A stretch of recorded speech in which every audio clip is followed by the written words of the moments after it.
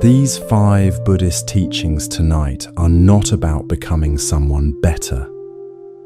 They are about coming back to who you already are. Feel the full weight of your body right now. The pressure of whatever is holding you up. That is where you are. Not last week, not tomorrow morning. Here. 25 centuries ago, a being of extraordinary power spent an entire lifetime traveling at impossible speed, searching for the end of the world. He never found it. When he finally asked the Buddha where it was, the answer stopped him completely. Everything you are looking for lives inside this body, in this moment of awareness. He had crossed the entire universe when the only place he ever needed to be was exactly where he stood. You will understand something tonight that most explanations talk around but never quite land. Why searching harder has never been the answer. Why coming back is not the same as giving up. Why the peace you have been trying to build from the outside has always been available from somewhere much closer. Not as theory. As something you will feel before this opening is finished.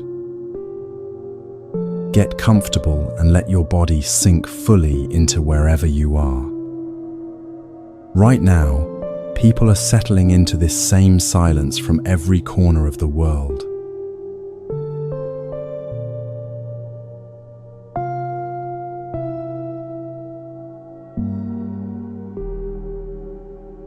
Imagine receiving an answer that does not give you new information. An answer that instead shows you that the question itself was pointed in the wrong direction entirely.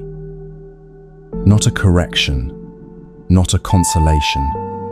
A reorientation so complete that everything you spent trying to find the answer feels not wasted, but simply, quietly finished.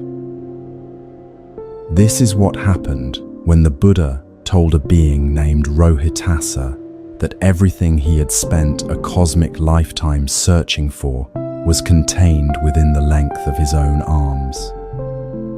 Within this fathom-long body, endowed with perception and mind, lies the world, its arising, its cessation, and the path leading to its cessation. A fathom is roughly the distance from one outstretched fingertip to the other when you open your arms completely wide. The world Rohitassa had been traveling toward, and the end of all his searching, was the length of his own body. It had been the length of his own body the entire time. The words themselves are not complicated, but there is a kind of understanding that arrives not in the mind, but somewhere lower and more physical, a settling, a recognition that moves through the chest before any explanation of it is possible, that comes when you hear something that is not new information but is, somehow, the first time something always technically known has actually landed. Rohitassa had a body throughout every moment of his traveling.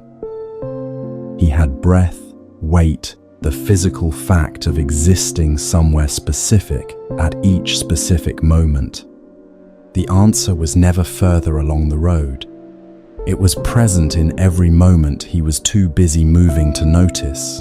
Here, immediate, requiring no additional distance to be covered before it became available. This is the first teaching tonight, and it is not asking you to understand something new. It is asking you to notice something that is already true in the body you are currently inhabiting, right now, in whatever state it is in, after the day it has just carried you through. Your body is already here. It has been here the entire time the mind has been elsewhere. While the mind was reviewing what happened this morning, rehearsing what might happen tomorrow, maintaining its quiet background inventory of everything unresolved. The body was present, quietly, without announcement, without asking for your attention in order to continue doing what it does. The breath was arriving. The heart was working. The weight of every part of you was resting exactly where it is resting right now. The mind travels. The body cannot. This is not a limitation. It is the most useful fact available to anyone trying to understand what the Buddha meant when he pointed Rohitasa back to the length of his own arms. Consider what mental traveling actually costs across a single ordinary day. You wake and the mind is already somewhere else, calculating what the day requires, rehearsing the first difficult moment on the schedule, carrying forward the unresolved thread from yesterday before the eyes have fully opened. You eat breakfast and the mind is at the office. You drive somewhere familiar and arrive with no memory of the journey because the mind was conducting a conversation that has not happened yet. You sit with someone you love and the mind is 3 conversations behind, still adjusting what was said in a meeting 2 days ago. You lie down to rest and the mind accelerates, as though stillness of the body were an invitation for the mind to move faster, filling the quieted space with everything it has been saving for when you finally had time to worry about it properly. None of the places the mind traveled to were real in the way this moment is real. The meeting being rehearsed had not yet occurred and might not occur the way it was being imagined. The conversation being adjusted was over and could not be changed. And yet the energy spent in those mental travels was entirely real, drawn from the same reserves that belong to the actual living of an actual life. This is the cost the Buddha was pointing at, not the traveling itself, but the life that passes through you while you are busy being somewhere else. Feel, for a moment, the specific weight of your hands. Wherever they are resting right now, on your chest, at your sides, folded across your body, they have a particular heaviness that is entirely distinct from the idea of hands. Not hands in general, not the memory of your hands from earlier today, not the anticipation of what they will do tomorrow. These specific hands, in this specific position, with this specific weight, right now. This is not a relaxation technique designed to produce a particular feeling. It is the most direct route available to the place where presence actually lives. The body does not know yesterday. It does not rehearse next week. It exists with quiet and complete precision only here. The Buddha addressed this directly in the Satipatthana Sutta, one of the most detailed and carefully organized teachings on present moment awareness in the entire Pali Canon. He did not present presence as a permanent state achievable by the sufficiently dedicated. He described something more practical and more honest than that, a quality of knowing when the mind has wandered and returning from that wandering without punishment, without drama, without the additional weight of deciding the wandering itself means something has gone wrong. The Pali word at the center of this teaching is sati. It is most often translated into English as mindfulness, which is not a wrong translation, but it leaves something out that changes how the practice feels when you try to live it. At the root of sati is something simpler, remembering. Not remembering in the sense of recalling the past, but remembering in the sense of coming back.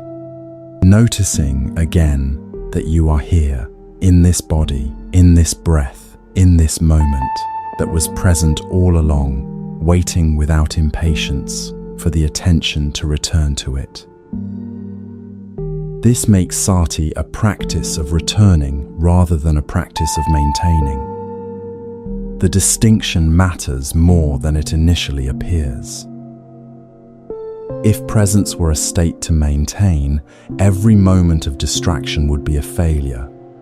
Every thought about tomorrow, every mental replay of this afternoon, every ordinary drift of attention would register as evidence that something is wrong, that the practice is not working, or that you are not doing it correctly, or that your mind is more disordered than other people's minds.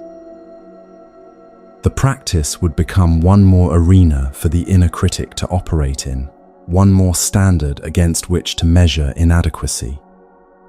This is the opposite of what the Buddha was pointing at.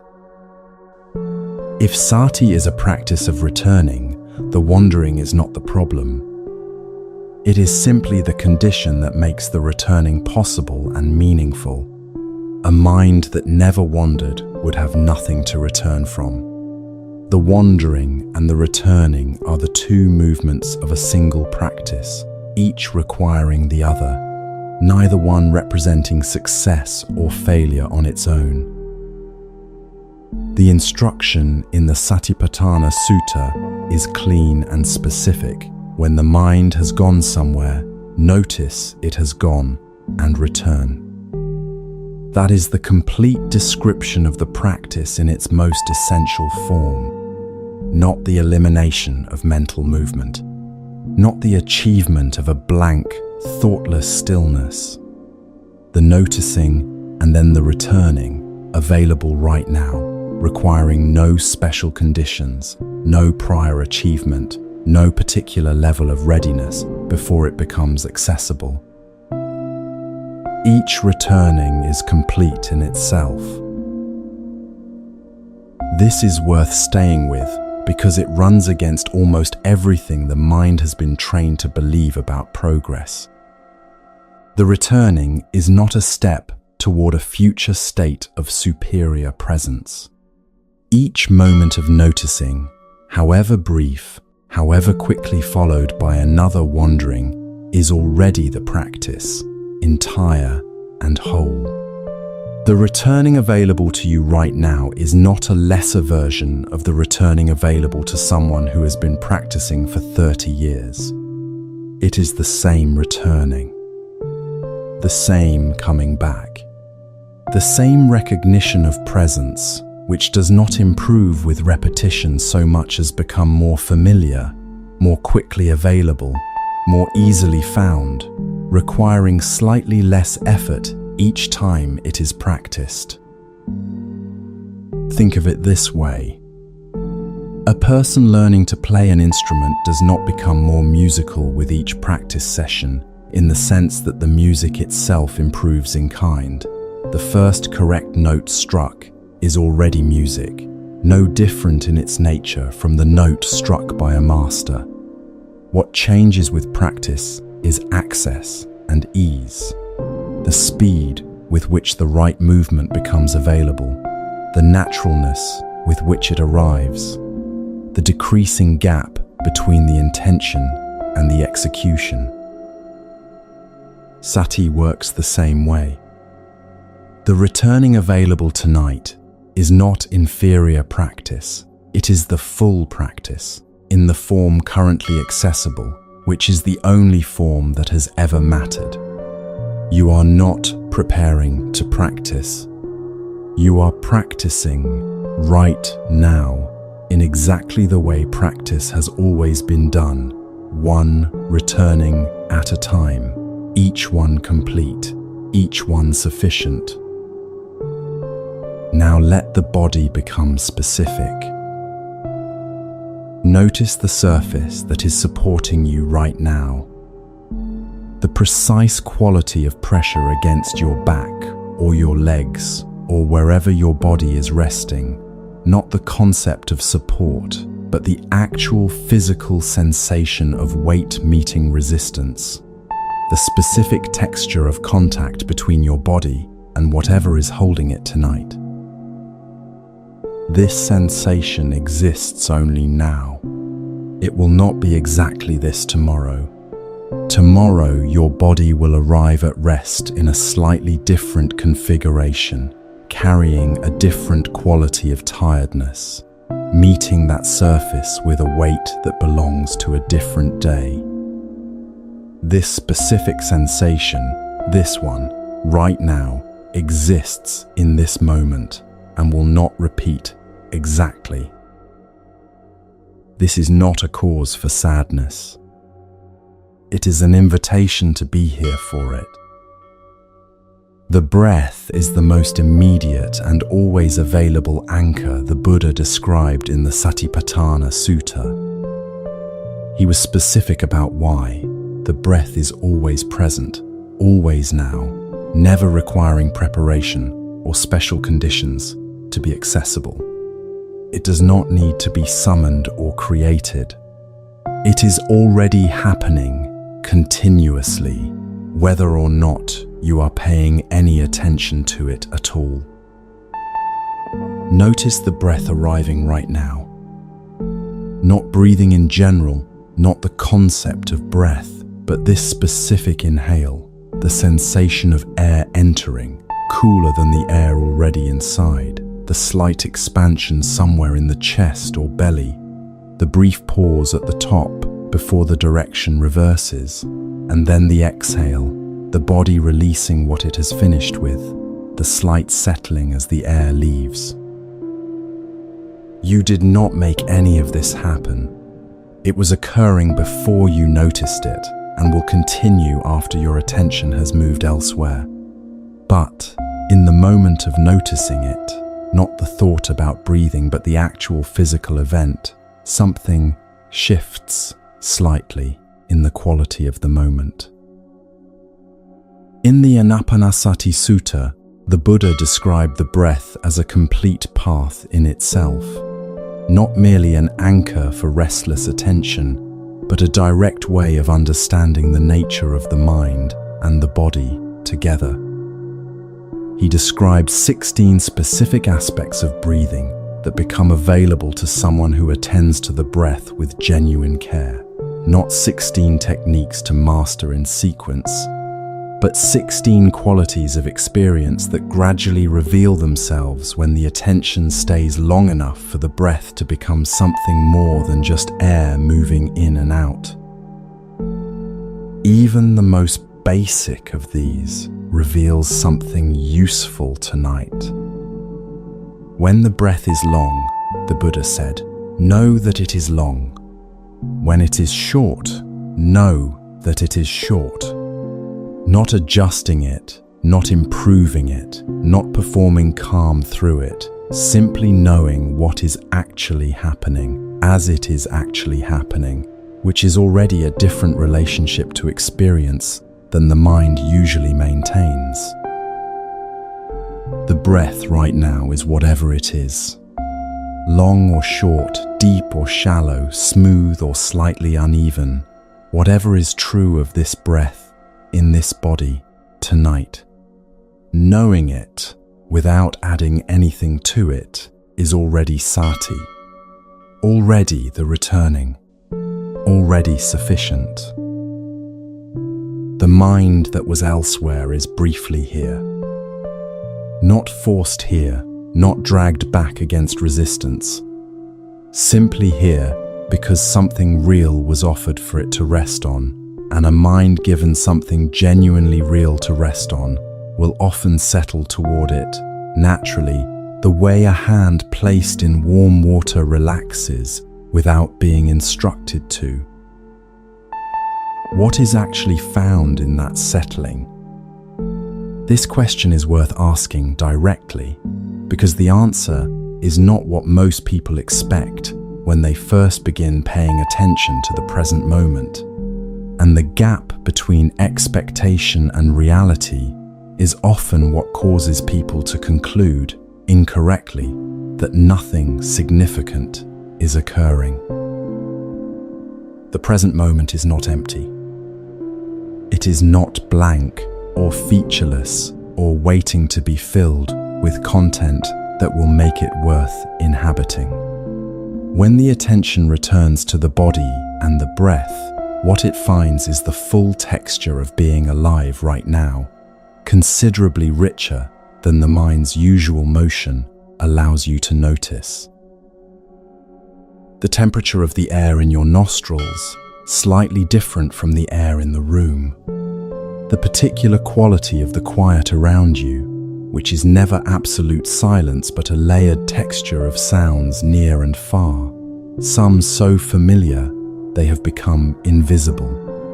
The specific feeling of your weight distributed differently across different points of contact, not weight as a general condition, but as a precise and differentiated sensation, different at the shoulders than at the hips, different on one side than the other. None of this requires effort to be present. It is already present. It has been present throughout every moment the mind was occupied elsewhere. The practice of returning does not create this richness. It simply restores your access to something that was never absent, only unattended. The Buddha called this the first foundation of sati, the body in the body. Not the body observed from a distance, as an object of analysis or judgment. The body from inside the body, the direct, immediate, non-conceptual experience of being physically alive right now, which is always available and is never the same twice. This is what Rohitasa had been moving through for 100 years without once stopping to notice. Every moment of his journey contained the full texture of embodied presence, the sensation of movement, the specific quality of each moment's aliveness. He passed through all of it without arriving, because arrival requires stopping long enough to notice where you already are. The richness was never missing from his journey. Only the attention to it was missing. Now, there is a common assumption worth addressing directly. Many people find the practice of returning to the present moment easier when conditions are pleasant or at least neutral, when the day has been manageable and the mind is not under significant pressure. And there is something true in this. The returning does feel less effortful when the emotional weather is calm. But the practice does not become unavailable in difficult conditions. It becomes more important and also more specific. When something genuinely difficult is present, anxiety with a real source, sadness that has not yet worked itself through, the particular weight of a situation that has not resolved, the body is still here. The breath is still arriving.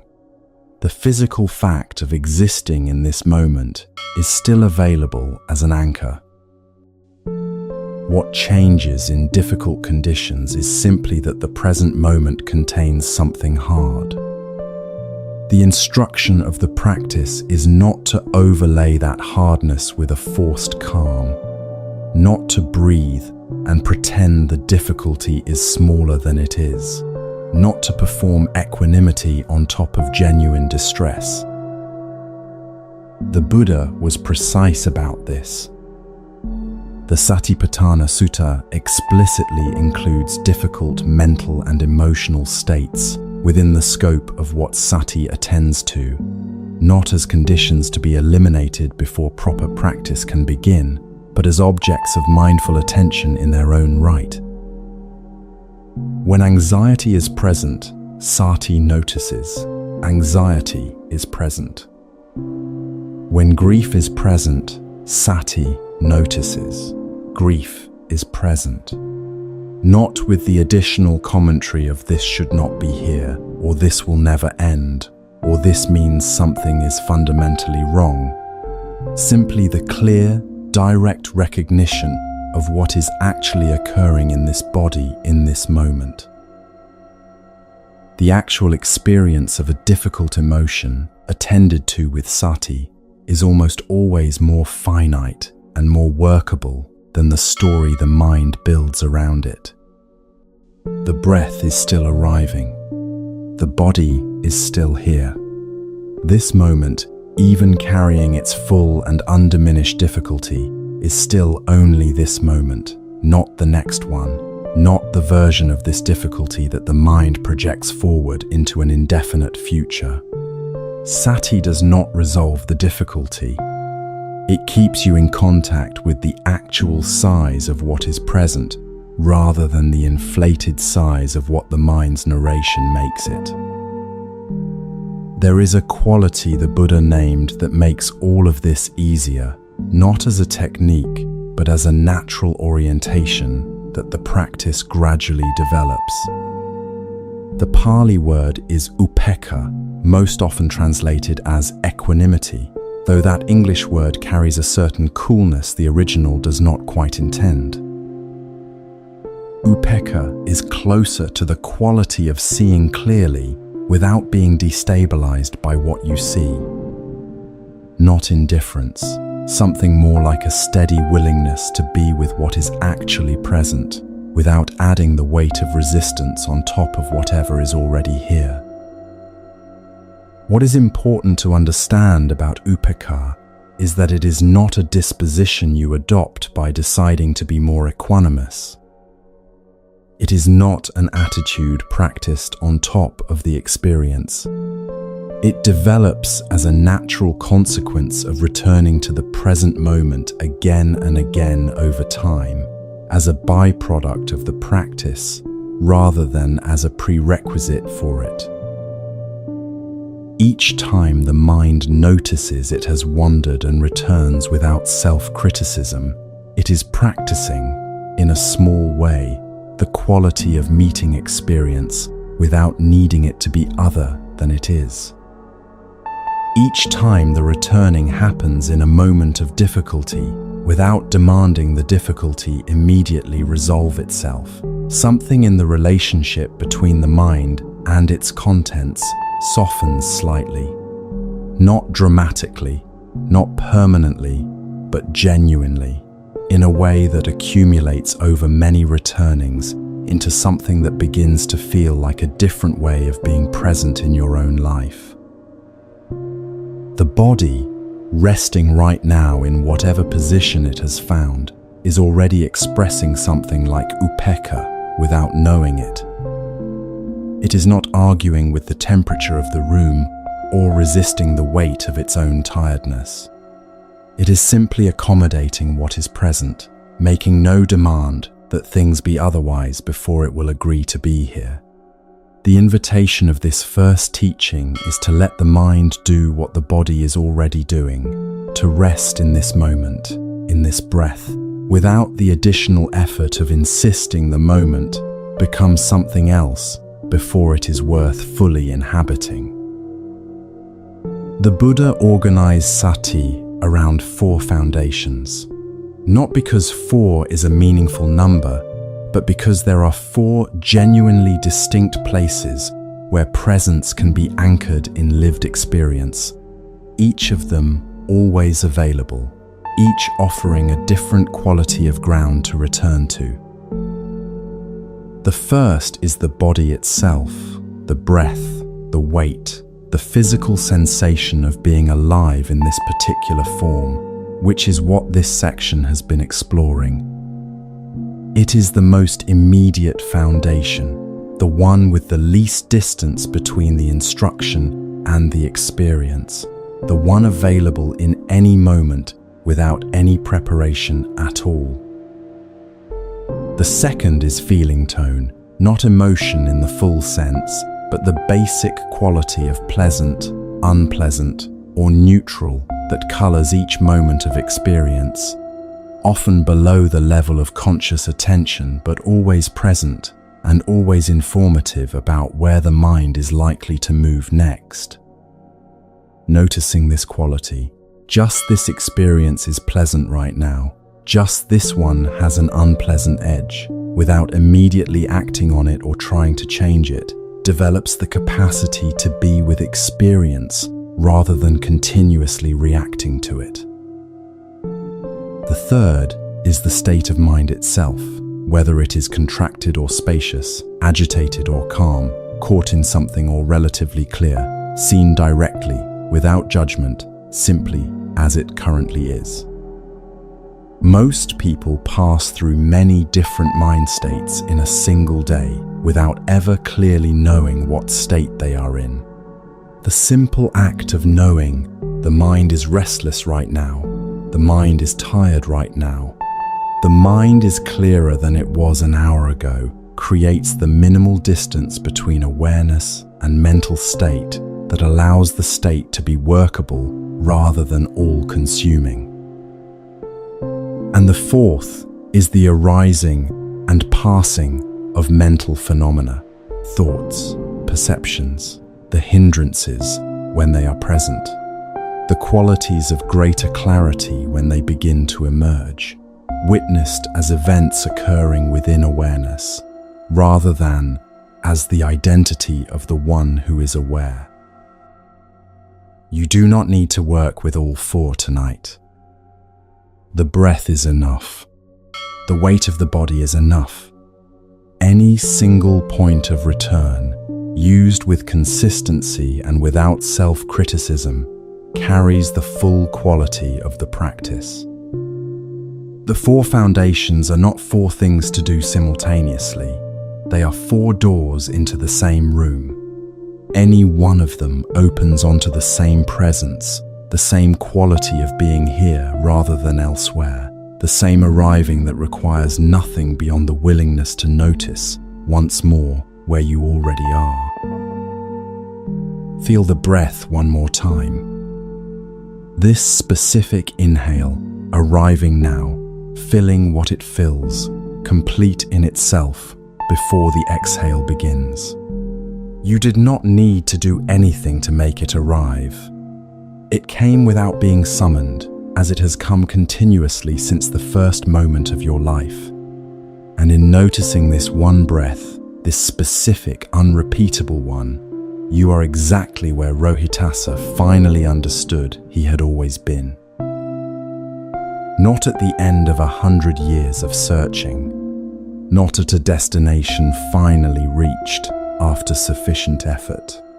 Simply here, in the only moment that has ever actually contained anything real, which has never been anywhere other than exactly where you already are.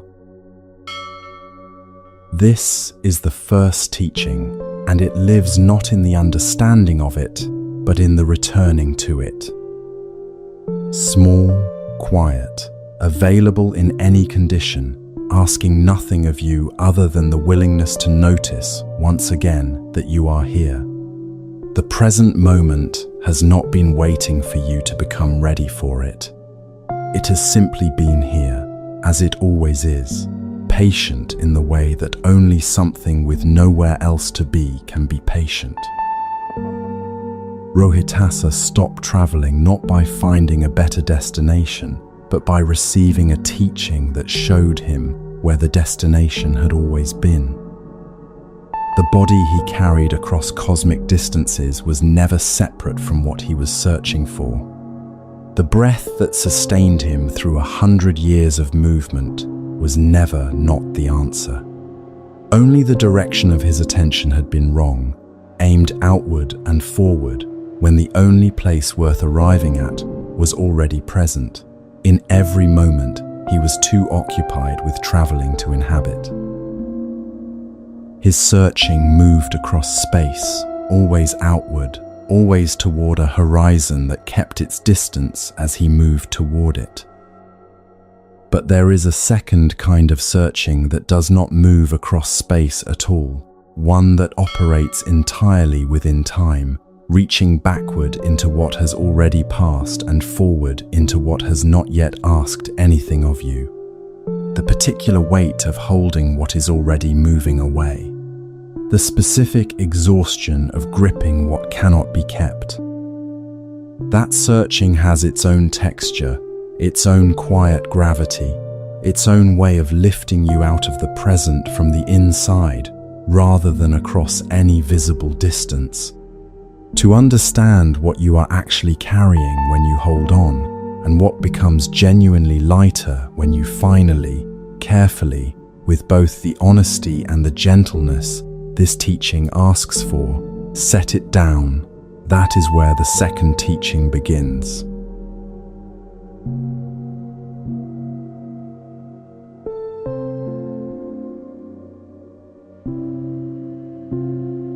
Everything you have ever loved has already changed in some way you did not choose. The people closest to you are not exactly who they were 5 years ago. Their faces have shifted slightly. Their priorities have rearranged themselves in ways neither of you fully planned.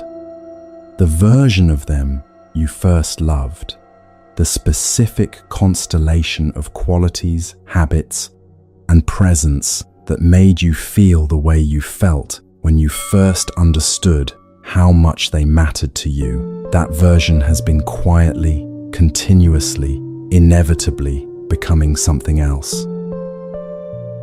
Not worse, necessarily. Not better. Different, in the way that everything alive is always different, from one season to the next, from one year to the next. From the person who went to sleep last night to the person who woke this morning carrying that night's dreams and whatever the body did while the mind was resting. And the places you have loved, the circumstances that once felt exactly right, the version of yourself that existed in a particular chapter of your life and felt in that chapter like the truest version you had yet inhabited.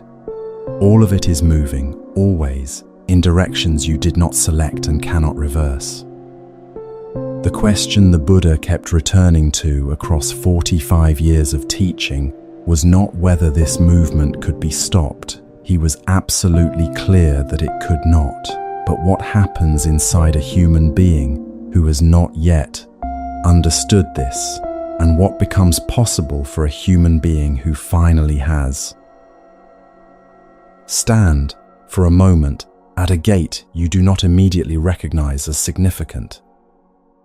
It is an ordinary gate outside an ordinary household in a village in ancient India.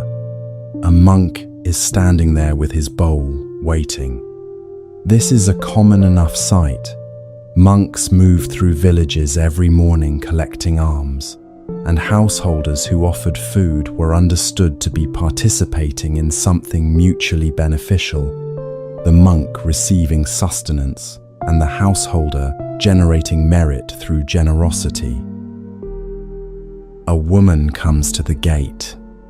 She looks at the monk. She sees a shaved head, worn robes, a bowl held with the particular quality of stillness that comes from years of practice. She does not see her son. She goes inside and returns with food, which she places in the bowl of the monk who is her son, and she does not know it, and he receives it with the same equanimity he would bring to any alms round in any village, because the monk standing at this gate is genuinely not the young man who once lived inside this house. His name is Rathapala, and his story begins in the Majjhima Nikaya, in one of the most quietly radical accounts of transformation in the entire Pali Canon. He had been, by every measure the world he grew up in valued, exactly what a young man was supposed to be. The wealthiest family in his region, every comfort available, a future already arranged, already promising, already waiting to unfold in the ways that futures in his position were expected to unfold. And then he encountered the Buddha's teachings, not as an intellectual exercise, as something that moved through him with the specific force of a truth that has been waiting a long time for the right conditions to be heard. He went to his parents and asked permission to ordain. They refused. He went back and asked again. They refused again. He asked a third time, and they refused a third time. and so he lay down on the floor of his family's home and stopped eating, telling them that he would die there or he would ordain, and there was no third option he was willing to consider. They relented.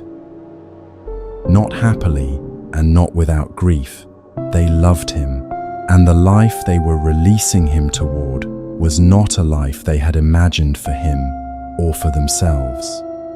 But they relented, and Ratthapala ordained, and he practiced with a commitment that the texts describe as genuine and complete. Years passed. The young man who had grown up in that household became someone else, not by erasing what he had been, but by releasing his identification with it, by loosening his grip on the fixed self that had been built from the expectations of his family, the wealth of his circumstances, the story his culture had written for him before he was old enough to know a story was being written. When he returned to his home village, he went on alms round as he would anywhere. He arrived at his parents' gate. His mother did not recognize him. She gave him food and went back inside, and the monk standing at the gate received it the way he received everything, with gratitude, without grasping, without the particular pain that would have accompanied this moment for a man still clinging to the identity of son, still needing his family to see him in a particular way in order to feel complete. Eventually, he was recognized by a former wife who looked more carefully and saw through the shaved head and the robes to the features she had known. Word reached his parents. There was a reunion. And here is where the teaching becomes most precise. Ratthapala was glad to see his family. He ate with them. He spoke with them. The love that had always been present between them did not require the clinging to function. He had not become indifferent to the people he had grown up among. He had simply stopped needing them to be a particular way in order for his own interior to remain at peace. This is the distinction at the heart of the second teaching, and it is one of the most practically important distinctions the Buddha ever drew. Attachment and love are not the same thing. They feel similar, especially from the inside, especially in the early stages of caring about something or someone. Both involve a turning toward, a warmth, an investment of attention and energy in something outside yourself. But they operate by completely different principles and produce completely different qualities of experience over time. Love, in the Buddhist understanding, is a genuine orientation toward the well-being of what is loved, a warmth that does not require a particular response in order to remain warm, a care that does not need to control its object in order to continue caring. Attachment, the Pali word is upadana, which means clinging or grasping, is something layered on top of love, the demand that what is loved remain exactly as it is, the insistence that the person or situation or feeling stay constant in the face of a world that is constitutionally incapable of staying constant. Upadana does not arise from the depth of caring. It arises from fear, the fear that if something changes, what was loved will be lost entirely. The fear that the self built around a particular relationship or circumstance will not survive the relationship or circumstance changing. The fear that there is nothing beneath the clinging that would remain if the thing being clung to were no longer available in exactly the form it currently takes. The Buddha described the experience of upadana with a precision that makes it immediately recognizable in ordinary experience. He said that the world is swept away and does not endure, that it has no shelter and no protector, that it has nothing of its own. Everything must be passed on, leaving everything behind, and that it is incomplete, insatiate, the slave of craving. These 4 observations, which Ratthapala later taught to a king named Kauravya as the essence of everything he had understood, are not pessimistic assessments of life's value. They are precise descriptions of what the clinging mind keeps discovering and keeps refusing to accept. The world is swept away and does not endure. You have already experienced this more times than you can count. Circumstances you worked hard to build have shifted in ways you did not plan for. People you expected to remain have moved on in one way or another. Versions of yourself that felt permanent turned out to be particular to a particular chapter. The mind that understands this clearly is not a mind in despair.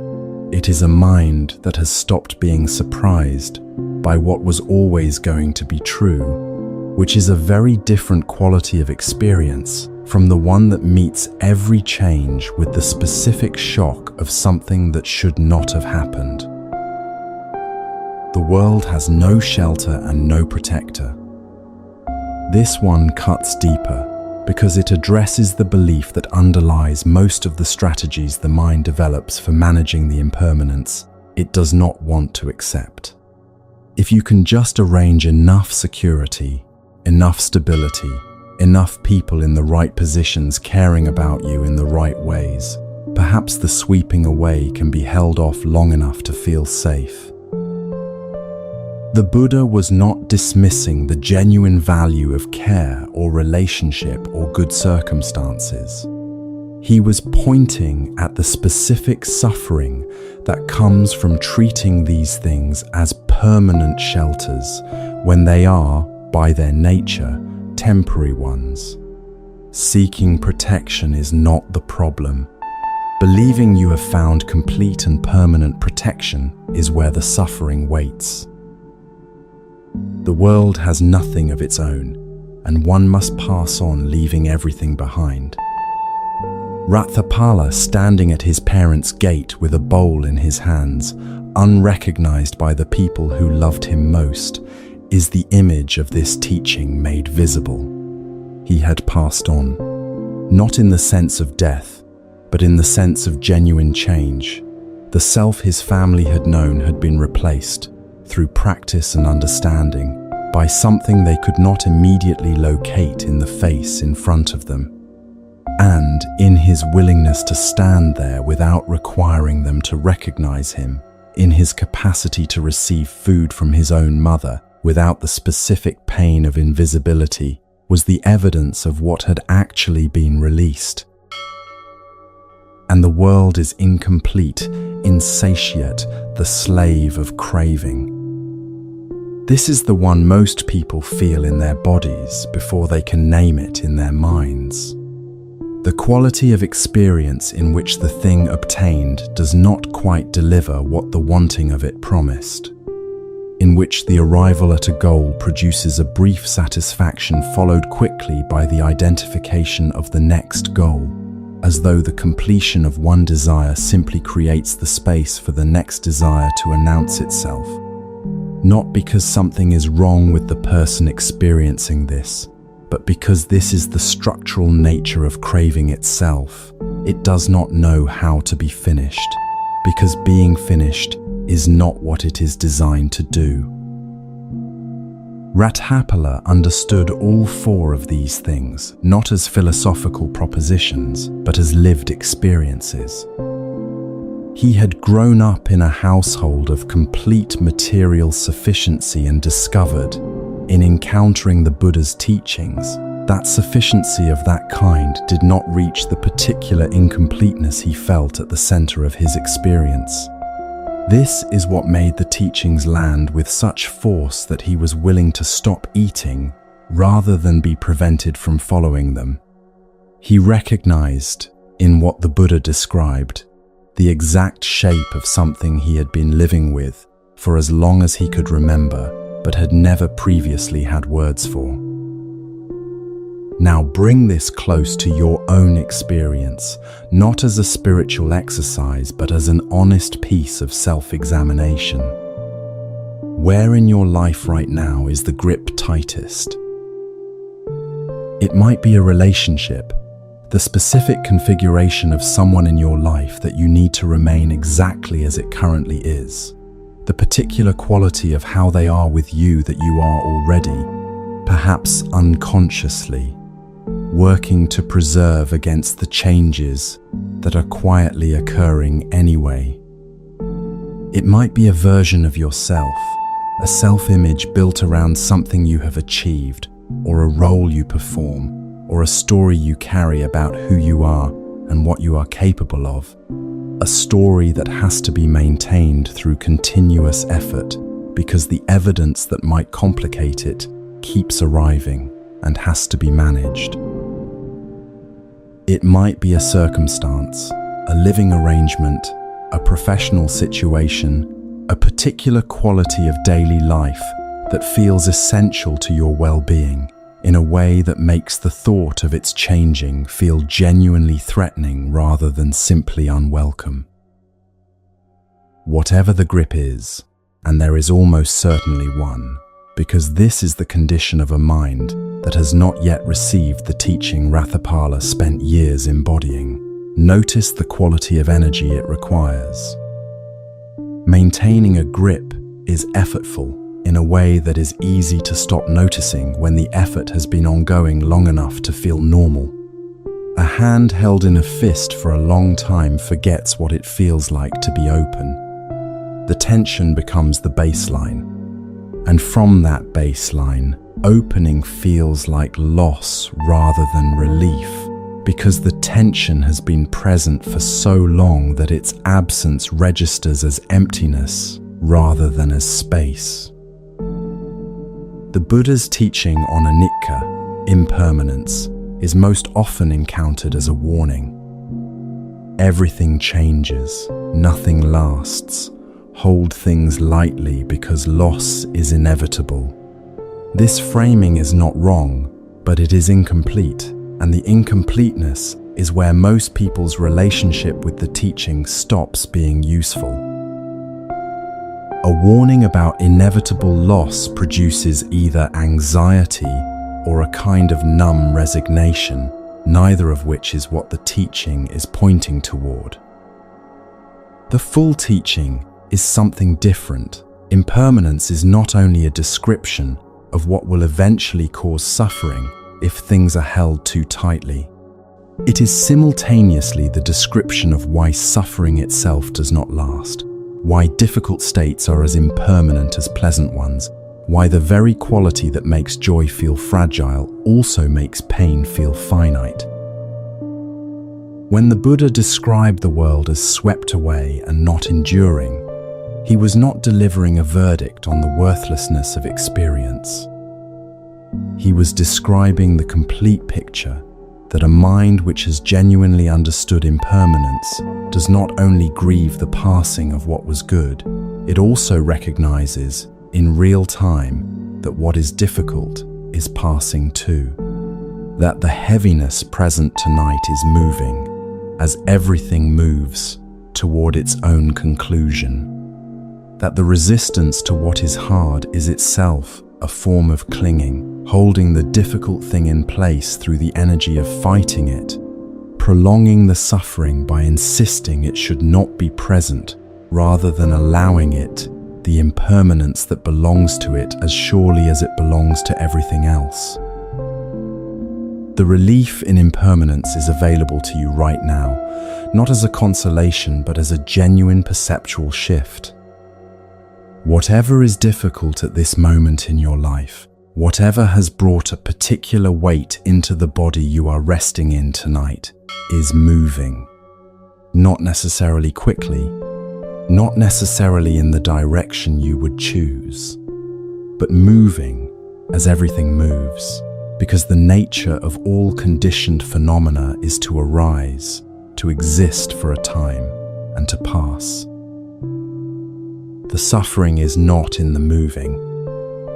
The suffering is in the resistance to the moving, in the grip that insists this moment, this configuration, this version of things must be held in place when the nature of reality is to flow. What does it actually feel like in the body when attachment releases? This is a question worth asking in physical terms rather than philosophical ones, because the answer is more specific and more immediately useful than most descriptions of spiritual liberation suggest. It does not feel like emptiness. This is the most common misunderstanding, and it is the one that makes people most reluctant to loosen a grip they already sense is costing them something. The assumption is that if you stop holding so tightly to what you love, what remains will be a kind of hollowness, the absence of the intensity that the clinging produced, the flat affect of someone who has stopped caring. But this is not what the release of attachment produces, and Rathapala, standing at his parents' gate, is the evidence. He was glad to see them. He ate with them. The warmth between them was real and present, and required no clinging to sustain it. What was absent was not the love.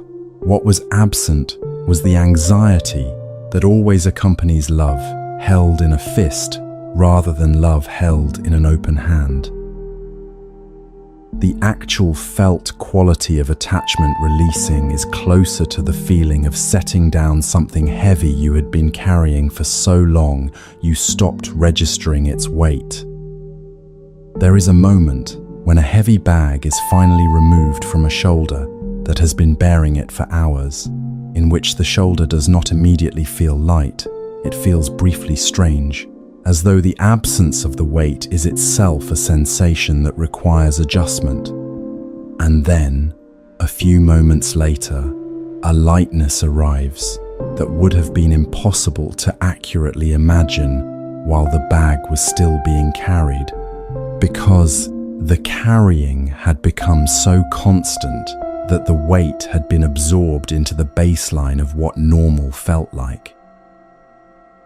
This is what the texts are pointing at when they describe the quality of experience in someone who has genuinely understood impermanence and loosened the grip of upadana. Not the absence of caring, not the elimination of preference, not the flat neutrality of someone who has trained themselves not to feel. A specific lightness that comes from no longer spending the energy of fighting what is already moving, from no longer maintaining the fist that was costing more than was ever acknowledged while it was being maintained. The middle path the Buddha described between clinging and indifference is not a midpoint on a spectrum between two extremes. It is a qualitatively different relationship to experience altogether, one that does not appear on the spectrum at all, because it operates by different principles than either of the extremes it replaces. Clinging says, "This must remain exactly as it is, and if it changes, I will suffer." Indifference says, "Nothing matters enough to be worth caring about, and loss cannot hurt what is already numb." The middle path says something entirely different. "I love this fully, right now, in the form it currently takes, and I release my demand that it remain this way." Because the loving and the releasing are not in conflict. They are both expressions of a mind that has understood what love actually is and what it actually requires. Rathapala loved his family. The love was real. The reunion was genuine. The warmth he brought to eating with them, to speaking with them, to being present in the place where he had grown up, none of this was performed equanimity, overlaying inner coldness. It was the warmth available to a person who no longer needed a particular response from the people he loved in order to remain inwardly at peace. Who could receive food from his own mother without the specific pain of invisibility, because his sense of being complete did not depend on being seen in any particular way by any particular person? This completeness is not an achievement reserved for monks who have spent years in dedicated practice. It is available in smaller increments, in any ordinary moment in which the grip loosens slightly and something is allowed to be what it is, rather than what the mind insists it must be. The next time you notice the grip tightening, the next time you feel the specific anxiety of something you love showing signs of changing in a direction you did not choose, try, just as a brief experiment, to stay with the sensation in the body rather than immediately moving to manage the situation the sensation is responding to. Not suppressing the anxiety, not overriding it with a spiritual idea about impermanence. Simply noticing where it lives in the body, what shape it has, what it actually feels like in the chest or the throat or the stomach, which is always more specific and more workable than the story the mind immediately begins building around it. In that moment of noticing, something small but genuine becomes possible. The sensation and the story about the sensation are briefly separated. The body's response and the mind's interpretation of that response are, for just a moment, distinct from each other. And in that gap, brief as it is, the quality of open hands becomes available as something more than a metaphor, as an actual physical momentary choice to hold this right now, without requiring it to be anything other than what it currently is. This is not the full liberation Rathapala embodied after years of genuine practice. It is a single breath of it, available in an ordinary moment, requiring nothing except the willingness to notice the grip and try, just this once, to soften it by one small degree. And that 1 degree is real. It is not a consolation prize for those who cannot manage the full teaching. It is the full teaching in the form currently available, which is always the only form that matters. The monk standing at his parents' gate with a bowl in his hands, unrecognized by the people who had known him longest, was not demonstrating the erasure of love. He was demonstrating what love looks like when it has been freed from the anxiety of clinging, when it no longer needs the beloved to perform constancy in the face of inevitable change, when it no longer requires a particular recognition in order to remain warm, when it can be given freely, received freely, and held in open hands rather than closed ones. Everything you have ever loved has already changed in some way you did not choose. This is not a tragedy. It is the nature of everything alive. And within that nature, within the movement that cannot be stopped and was never meant to be stopped, there is a way of loving that does not depend on the movement ceasing. A way of caring that costs less, holds more, and remains available even as the specific forms it attaches to continue their inevitable becoming. This is what Rathapala found standing at a gate he had passed through countless times as a child, receiving alms from his own mother's hands, bringing no demand to the exchange that it be anything other than exactly what it was. Not cold, not distant, simply free in a way that did not require freedom from love, but discovered freedom within it. Rathapala's transformation did not come from discipline applied from the outside in. He did not practice detachment by gritting his teeth and forcing himself to care less. What changed was something quieter and more fundamental than any effort of will could produce.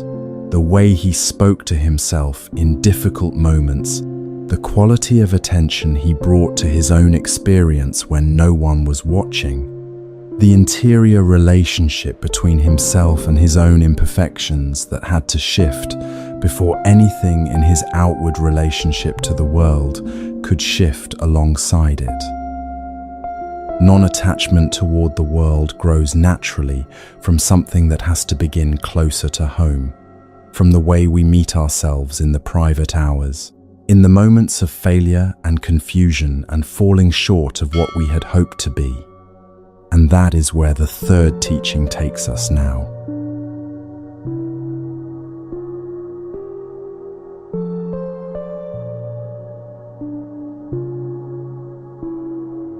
You know the voice. It does not arrive through the ears.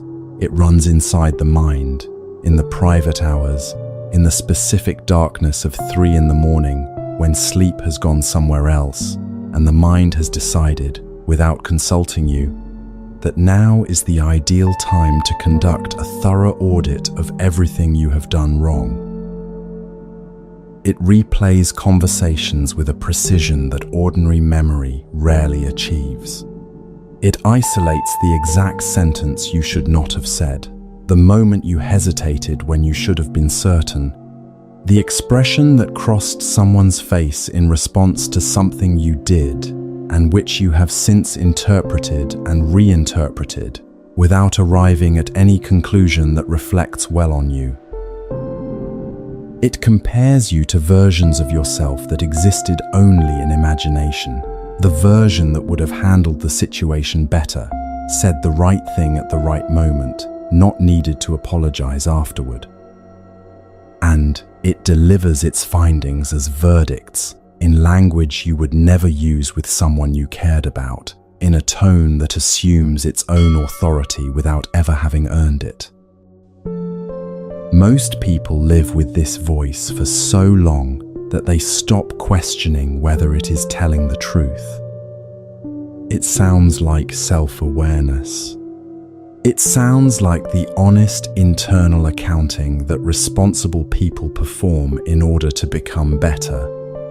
It sounds, most persuasively of all, like your own voice, because it uses the first person, because it knows details about you that no external critic could access, because it has been present for as long as you can remember, and familiarity has a way of manufacturing the impression of authority. The Buddha made a distinction that changes how this voice is understood. The mind is malleable. Its patterns were shaped by conditions, by what was taught, what was modeled, what was rewarded, and what was punished in the environment that formed you before you had any say in how the forming was conducted. A voice that was conditioned into existence is not the same thing as a voice that is telling the truth. She had done everything right. By every standard her world offered for measuring the worth of a woman's conduct, Isidasi had met and exceeded what was asked of her. She rose before the household woke. She prepared the food, cleaned the floors, arranged the offerings, served her husband's parents with the same care she would have brought to her own. She was devoted, attentive, and thorough in everything the role required of her. Her husband sent her home after a month. He told her father she was unbearable to live with. He offered no further explanation, or if he did, none survived in the account Isidasi later gave in her own words. What survived was the bare fact she had tried, fully and with everything she had, and it had not been enough, and she did not understand why. Her family found her a second husband. She brought the same care to the second household that she had brought to the first. After 2 months, he left. Her family found her a third husband. The same outcome followed. A fourth man was proposed and refused to marry her at all. Before any household had been shared, before any conduct could have given him a reason. What accumulates across those 4 refusals is not merely disappointment at circumstances. It is the specific and corrosive conclusion that something is fundamentally wrong with the person at the center of the pattern. The common element across 4 failures becomes, in the mind that is doing the accounting, evidence rather than coincidence. If this keeps happening despite doing everything correctly, the problem must lie somewhere deeper than behavior, somewhere in the nature of the person herself, somewhere that trying harder cannot reach, because trying harder is already what she has been doing, and it has not changed anything. The inner critic operates by exactly this logic. It takes a pattern of outcomes and converts it into a verdict about the self.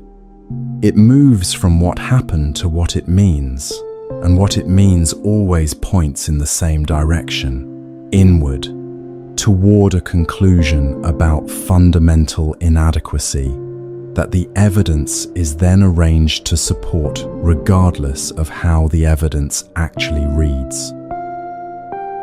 Isidasi had no framework that would have allowed her to separate what had happened to her from what she had decided it meant about her.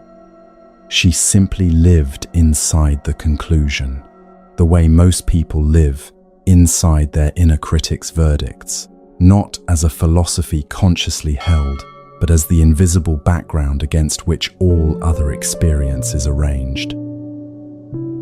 What changed was an encounter. A bhikkhuni named Jinadatta came through the city where Isidasi was living, and Isidasi saw her on alms round and invited her to eat at her family's home.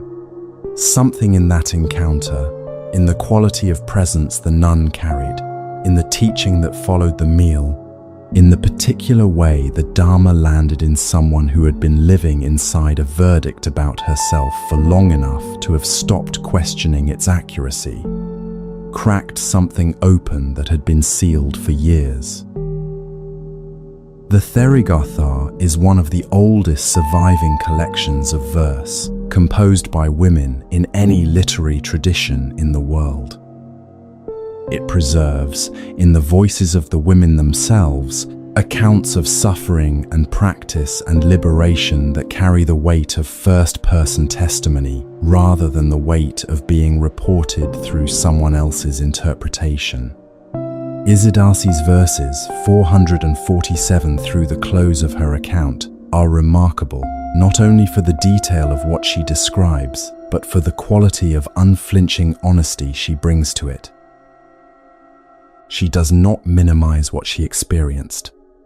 She does not perform a liberation that glosses over the years of confusion and self-condemnation that preceded it. She gives the full account, including the parts that do not reflect well on who she was before she understood what she was actually dealing with.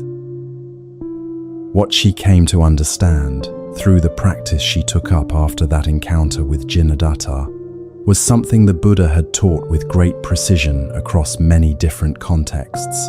The mind that is currently judging you is not the final authority on who you are.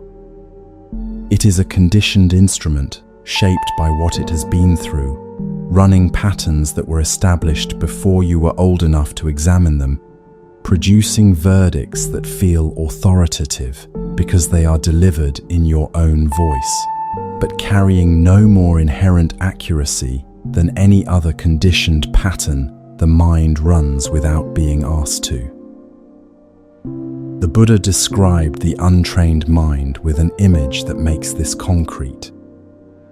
He compared it to a fish thrown from water onto dry land, thrashing, reactive, unable to settle, responding to everything and resting in nothing. An untrained mind is not a broken mind, any more than a fish on dry land is a broken fish. It is a mind in the wrong conditions, responding to those conditions in the only ways currently available to it. The training of metta, of loving kindness, directed first inward and then outward, does not fix the mind by correcting its faults one by one. It changes the conditions from the inside, which changes what the mind naturally produces without requiring constant effortful intervention. There is a teaching in the Anguttara Nikaya that is rarely encountered outside formal practice settings, but which provides the doctrinal foundation for why metta works at all. The Buddha said, "Luminous is the mind, and it is defiled by incoming defilements." The original nature of the mind, before the conditioning, before the critic's patterns were installed, before the environment left its particular marks on what the mind learned to produce automatically, is not one of judgment and inadequacy. It is luminous. What the inner critic delivers is not the mind's original voice. It is the incoming defilement of conditioned patterns that arrived from outside and settled so thoroughly into the interior landscape that they began to sound like the self they were criticizing. The practice of metta does not manufacture a new quality of mind from nothing. It returns the mind, incrementally and genuinely, toward a quality that was present before the conditioning covered it. The luminosity is not something to be achieved. It is something to be uncovered, one returning at a time, one compassionate turning inward at a time, until what was always underneath becomes easier and easier to find. The Karaniya Metta Sutta, one of the most beloved texts in the entire Theravada tradition, opens with an image that most people encounter as instruction about how to treat others and overlook as instruction about how to treat themselves. The Buddha described the quality of care to be cultivated as the care of a mother for her only child, a mother who would protect her child with her own life, who would place her child's well-being above her own without calculation or condition, who would not withdraw her love based on the child's performance or the child's adequacy by any external standard. The practice of metta is designed to cultivate exactly this quality. And the instruction in the sutta is specific about where the cultivation begins, not with difficult people, not with strangers, not with the abstract category of all beings everywhere, but with yourself. The traditional phrases begin in the first person. May I be happy. May I be well. May I be free from suffering. May I live with ease. These are not affirmations designed to override difficult feelings with positive ones. They are a turning of the mother's quality of care back toward the one who is practicing, who is as deserving of that care as any being the practice is eventually extended toward. For most people, this is the hardest direction. Extending care toward others, toward people who are suffering, toward people in difficulty, feels natural, feels like what compassion is for. Turning the same quality of care inward, toward one's own suffering and one's own struggle, activates a resistance that sounds, when it speaks, remarkably reasonable. A voice that says, "This is self-indulgence." That genuine practice should be directed outward, toward beings whose suffering is real and significant. That the discomfort being experienced is probably deserved, and cushioning it with self-directed compassion is a way of avoiding the accountability that would actually produce change. Look carefully at that resistance. It has dressed itself in the language of responsibility and spiritual seriousness, and in that costume, it sounds far more credible than it actually is. What it is actually doing is defending the inner critic's authority by framing self-compassion as weakness and self-punishment as rigor. The two have been confused so thoroughly in most people's interior lives that separating them feels almost counterintuitive. The Buddha never taught that suffering should be accepted without examination, or that difficult feelings should be indulged without wisdom. He also never taught that harsh internal judgment produces genuine transformation. He taught, with consistency across decades of teaching, that the quality of understanding which produces real change arises from clear, compassionate attention, the kind that allows what is actually present to be seen without the distortion that fear and self-condemnation introduce. Pressure applied from the inside does not produce clarity. It produces more pressure. Isidarsi's inner critic had been building its case across 4 marriages worth of evidence. The case was detailed, the evidence was specific, and the conclusion had the authority that only years of repetition can manufacture. What Jinadatta's teaching offered was not a counter-argument. It offered a different relationship to the voice itself, a way of seeing the verdict as a conditioned pattern rather than as a direct transmission of truth. Recognizing that the voice is conditioned is completely different from deciding it is wrong. It simply removes the assumption of authority that the voice has been operating under all along. Here is where the distinction between self-compassion and self-excuse becomes important to name clearly. Self-excuse says, "The thing that happened was not my responsibility. The verdict is simply incorrect. I am not the problem here, and the evidence can be reinterpreted to show it." Self-compassion says something entirely different. Something difficult happened, and I am in pain about it.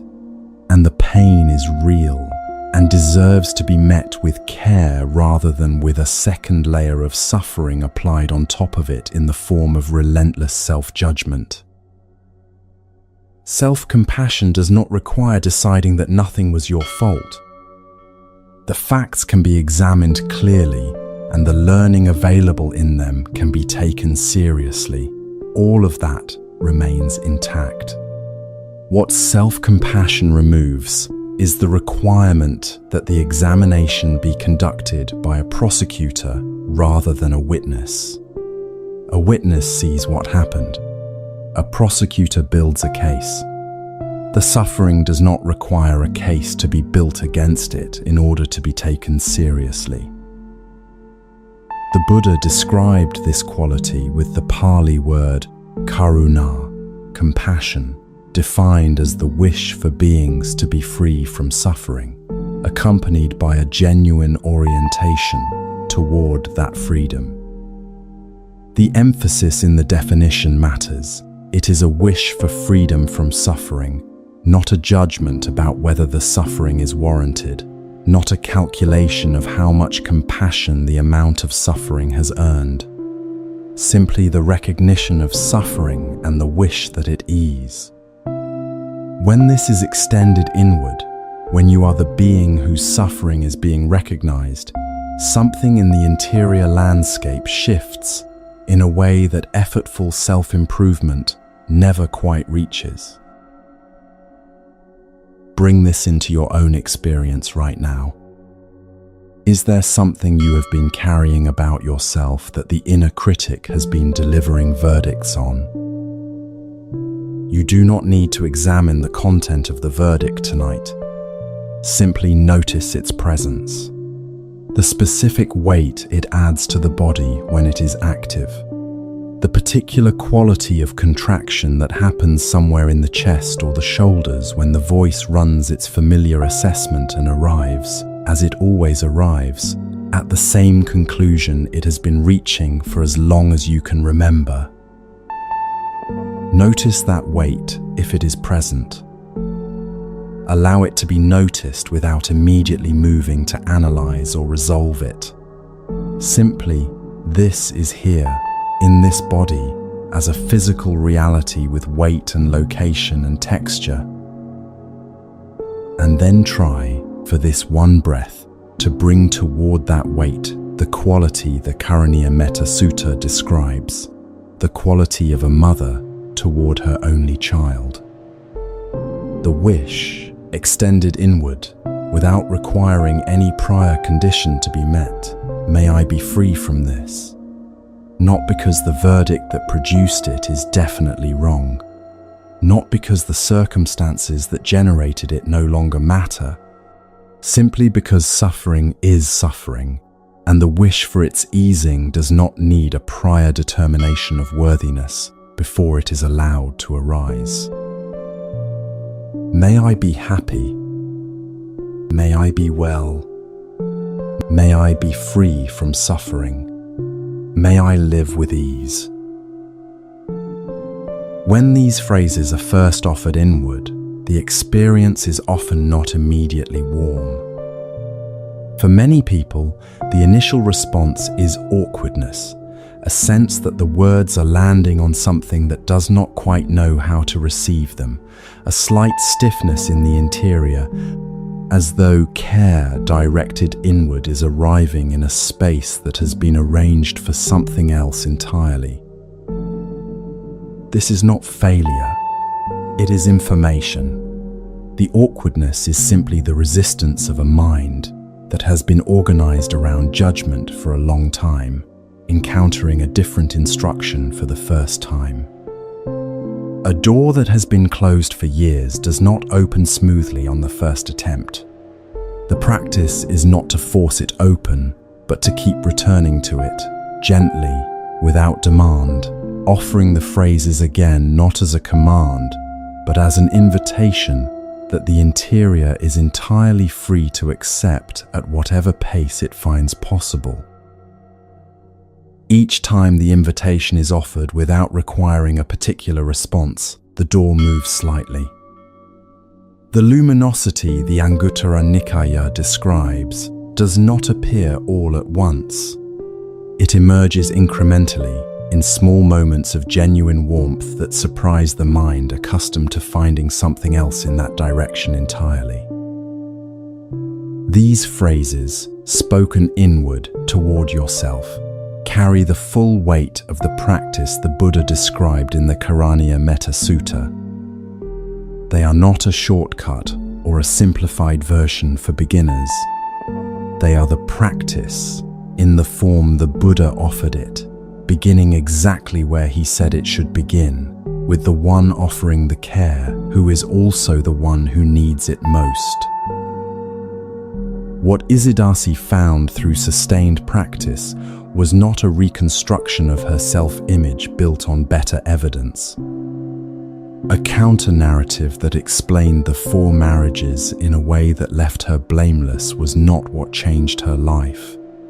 What changed was her relationship to the voice that had been delivering verdicts about her fundamental inadequacy for years. She did not stop examining her experience. She stopped treating the inner critic's conclusions as the last word on what the examination meant.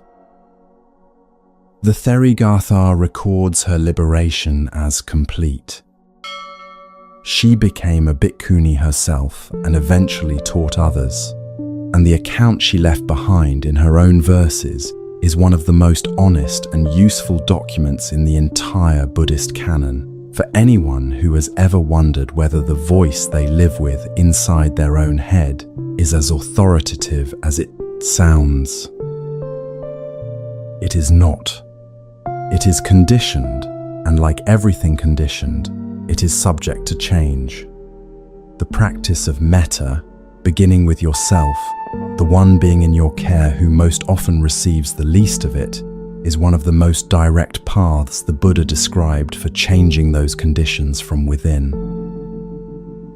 Self-forgiveness is closely related to metta, but distinct from it in a way worth naming.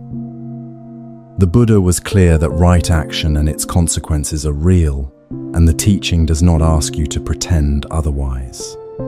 The learning available from difficulty is real and worth extracting carefully.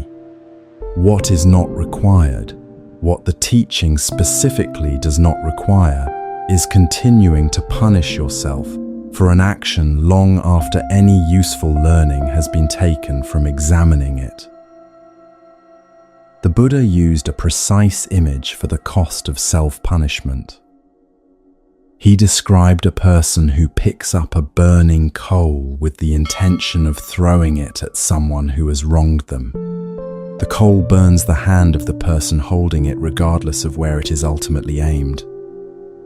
Self-punishment works the same way. It burns the one who is holding it continuously, and the burning does not produce the change it promises, because real change comes from understanding, not from the sustained application of pain to the place where the failure occurred.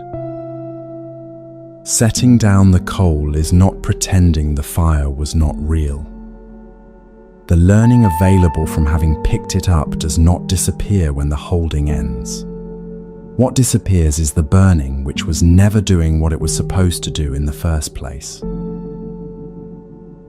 The Buddha also described what he called the near enemy of compassion, not cruelty, which is obviously distinct, but grief.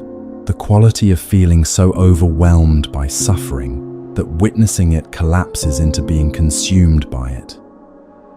The near enemy resembles the genuine quality closely enough to be confused with it, which is why it is worth naming carefully. Self-compassion is not the same as dwelling inside the pain without the clear seeing that genuine karuna requires.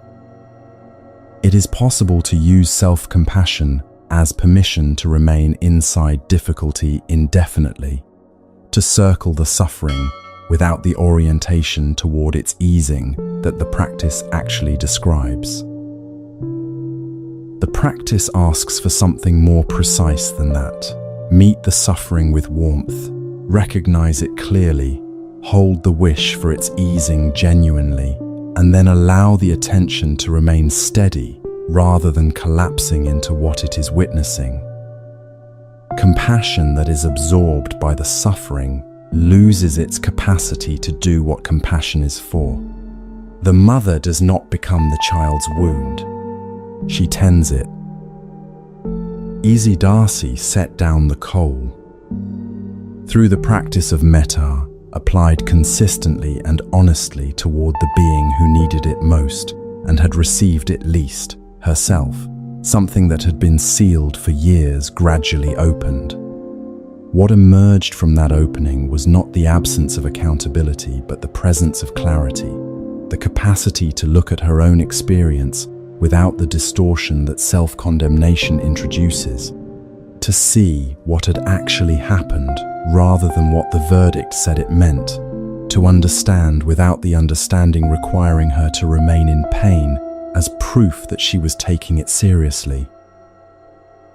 There is a particular exhaustion that most people carry without naming it as exhaustion.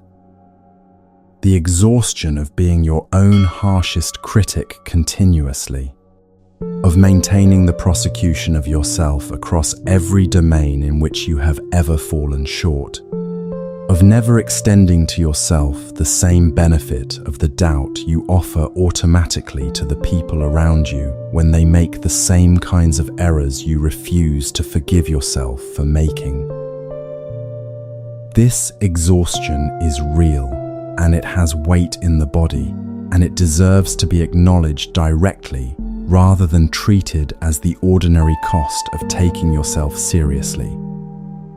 It is not the ordinary cost of taking yourself seriously.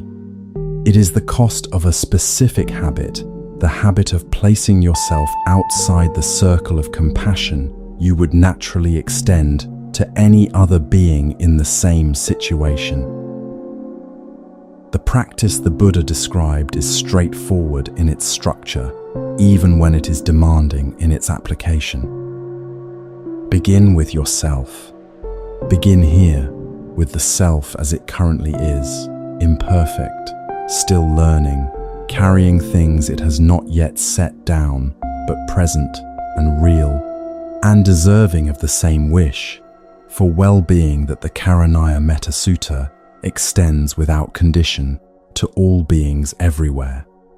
The beginning does not require that you first become more worthy of it. It requires only the willingness to try in this moment, in this body, on this evening.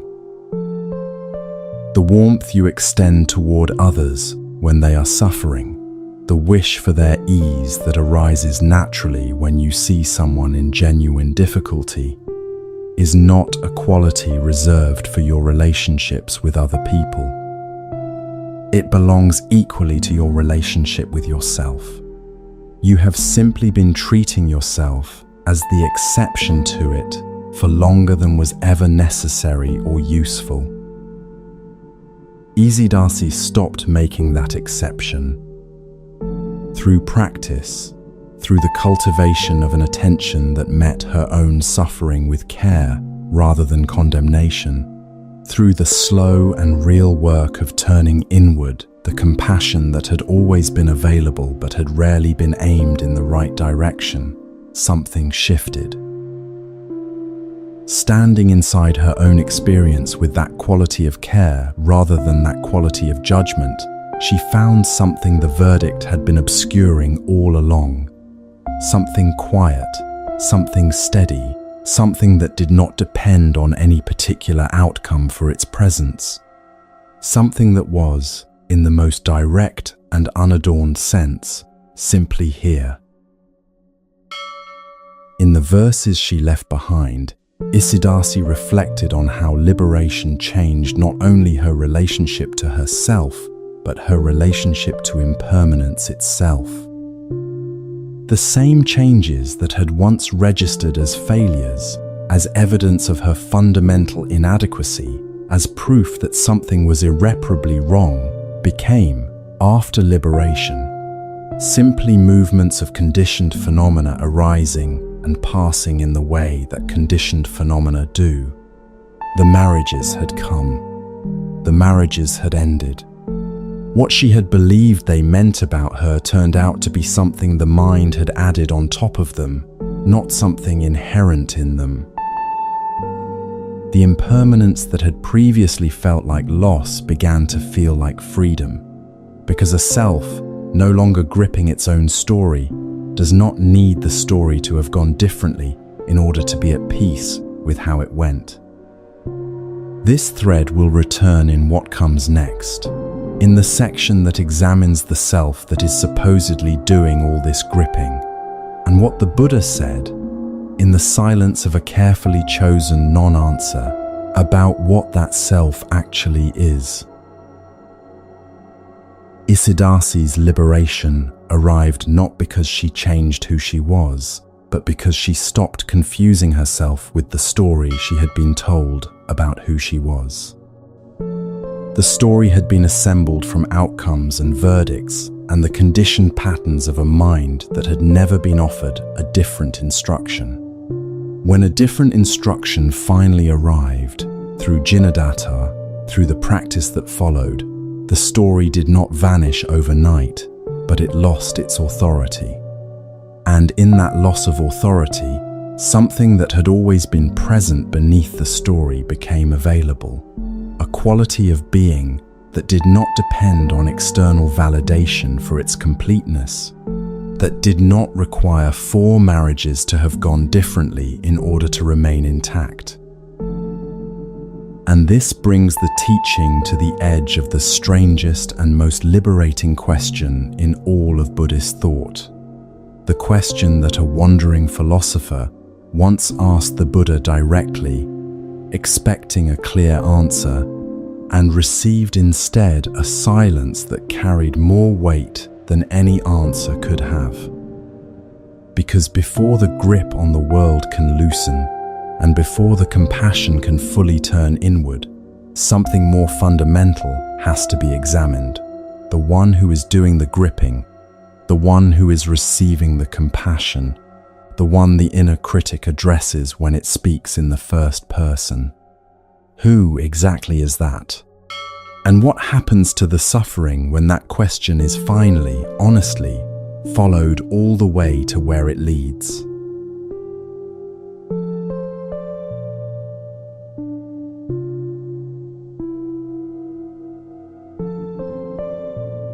A question is hanging in the air. Not a complicated question in its grammar, 4 words. Asking something philosophers had debated for centuries before this particular afternoon. Asking something that most people walking past the conversation would have considered basic and answerable. Is there a self? The man asking it is Vacchagotta, a wandering ascetic who has spent his life collecting answers the way some people collect possessions, accumulating them, comparing them, testing each one against the others to determine which could survive the most rigorous examination.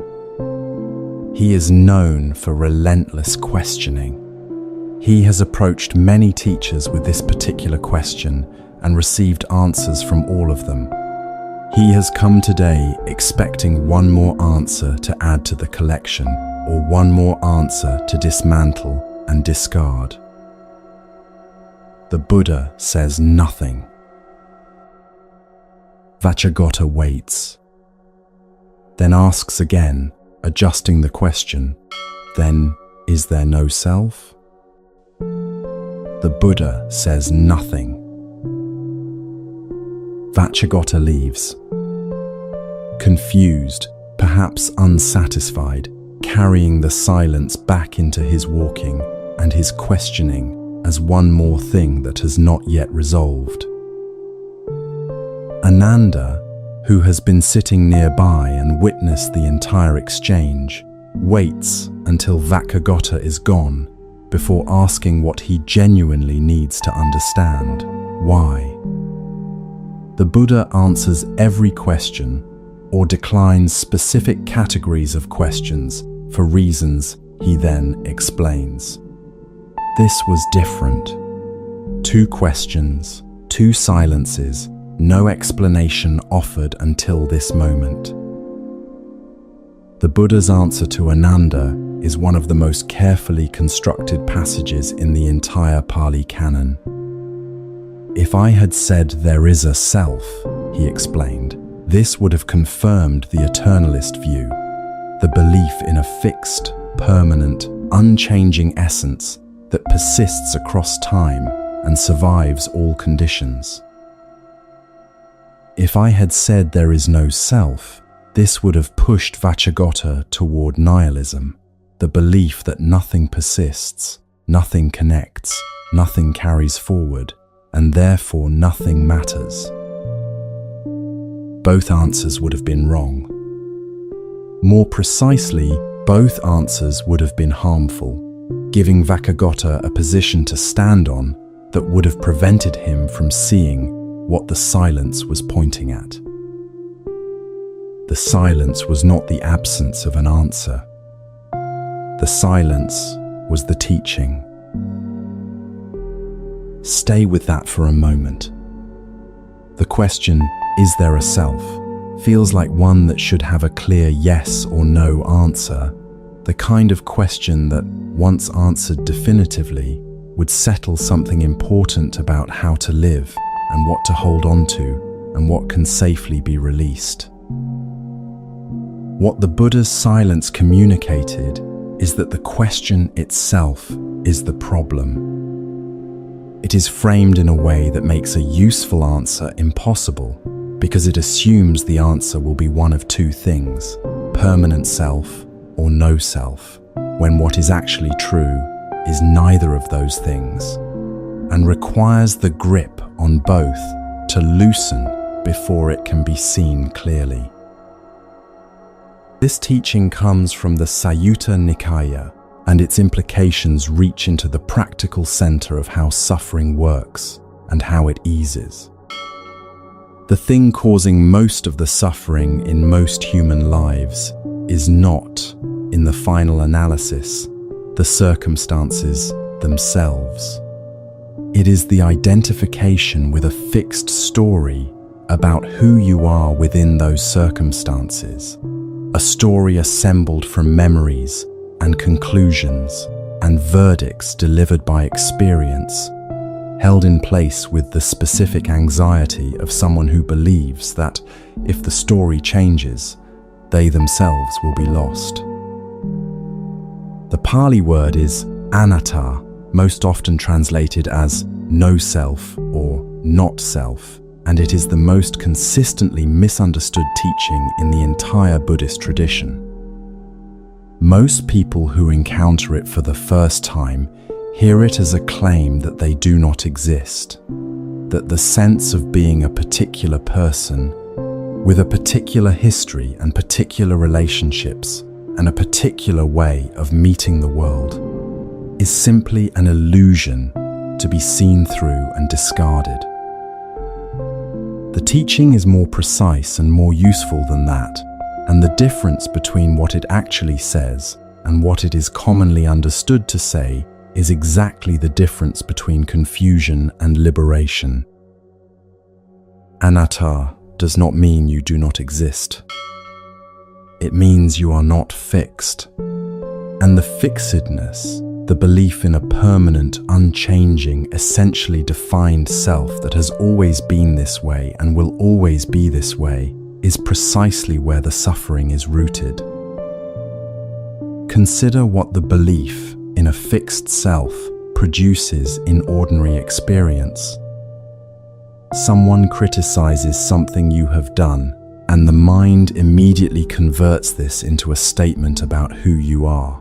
Not, I made an error in judgment in this situation, but I am the kind of person who makes this kind of error. A relationship ends, and the mind converts it into evidence about your fundamental worth. Not, this particular connection did not sustain itself, but I am someone who cannot keep people close. A version of yourself that performed well at something begins to feel like the real you, which means any performance falling short of that version threatens not just the outcome, but the identity.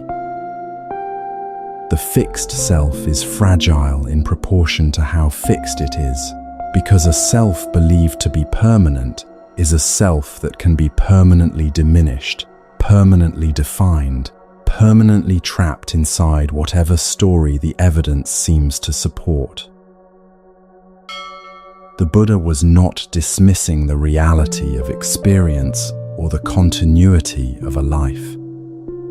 He was pointing at something more subtle and more liberating. The process of experience is real, the continuity is real, the particular way you meet the world is real.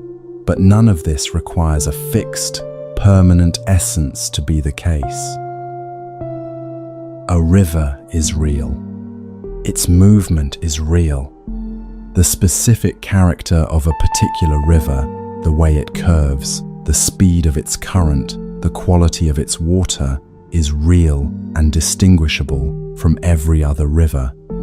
But there is no fixed, permanent, unchanging river essence separate from the water that is always moving through it. The river is a process, and processes can change without ceasing to be what they are. This is what the Buddha was pointing at with the teaching of dependent origination, paticca samuppada in Pali. Everything that arises in dependence on conditions. Nothing has a fixed, independent, self-contained existence separate from the conditions that give rise to it. This includes you. The particular configuration of qualities, habits, tendencies, and capacities that constitute who you are right now arose in dependence on conditions, on the family you were born into, the experiences that shaped your responses, the practice you have or have not undertaken, the countless causes and effects that produced this particular version of this particular person on this particular evening. The Buddha expressed the heart of this teaching in a formulation that appears repeatedly across the Sutta Nikaya in its simplest form. When this exists, that comes to be, with the arising of this that arises. When this does not exist, that does not come to be, with the cessation of this that ceases. This is not a philosophical abstraction. It is a description of exactly what is happening in your own experience right now. The mood present in this body tonight arose because of specific conditions, the quality of the day that preceded it, the state of the body's tiredness or ease, the last thing the mind encountered before settling into this listening. Change any of those conditions and a different mood arises. The mood is real and the mood is conditioned, and a conditioned mood is not a fixed report on a permanent self. Change the conditions and the person changes. This is not a threat to identity. It is the most genuinely hopeful thing about it. A fixed self could not grow, could not heal, could not practice its way toward greater wisdom or compassion or clarity, because a fixed thing, by definition, cannot move. The process that you actually are can change, because processes respond to conditions, and conditions can be deliberately cultivated.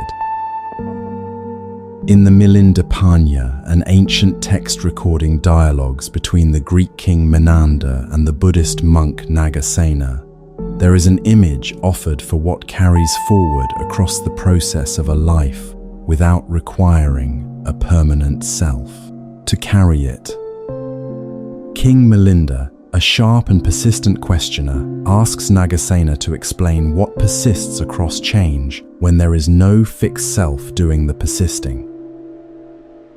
Nagasena's answer uses an image drawn from a scene familiar to anyone who has attended a festival where lamps are lit sequentially, one flame used to light the next, which lights the next, which lights the next down a long line of lamps, until the last lamp at the far end of the row is burning from a flame that originated at the very beginning of the chain.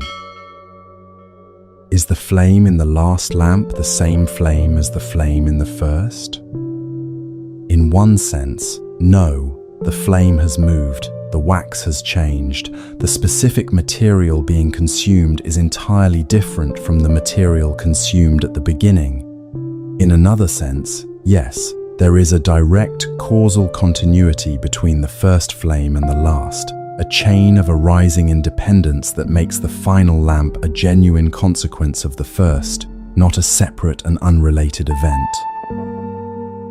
Same flame or different? Neither answer, taken alone, captures what is actually happening. And that is precisely the point. This is the middle way the Buddha was pointing at in his silence with Vacchagotta.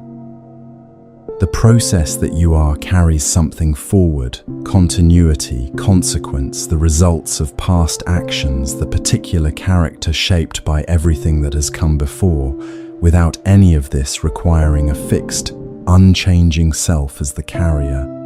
The flame does not need to be the same flame to be genuinely connected to what came before it.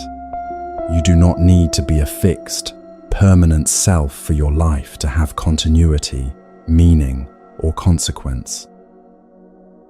What you are not required to be is trapped. And this is where the teaching moves from philosophy into something that can be felt in the body, in the specific quality of a moment when a story about yourself is seen clearly for what it is, not a fixed report on a permanent truth, but a conditioned interpretation assembled from conditions that were never as conclusive as the story made them sound. What does this actually feel like when it happens? The texts do not describe liberation as the gradual dimming of experience or the progressive numbing of emotional response. They describe something closer to the opposite, a lightening, a spaciousness, the specific quality of a mind that is no longer spending its energy maintaining a fixed position against the pressure of everything that keeps threatening to shift it. One of the most practical tools the Buddha offered for seeing the constructed nature of self in direct experience is the teaching on the 5 aggregates, the khandhas. He described what we habitually call self as a collection of 5 distinct processes: form, which is the physical body and its sensations; feeling tone, the basic quality of pleasant, unpleasant, or neutral that colors each moment; perception, the mind's recognition and labeling of experience; mental formations, the volitions, intentions, and habitual reactions that shape how experience is met; and consciousness, the basic awareness present in each moment of knowing.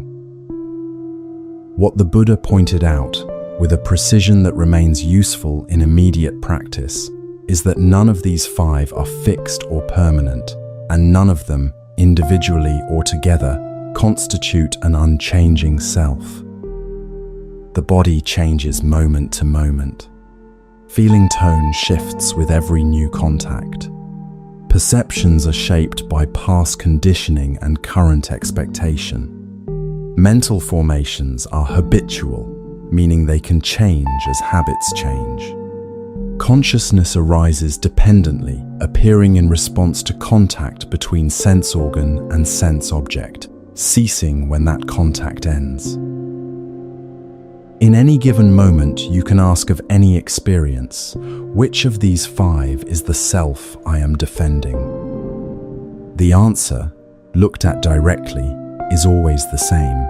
None of them, taken alone or together, constitute a fixed and permanent entity that can be permanently diminished by a verdict or permanently completed by an achievement.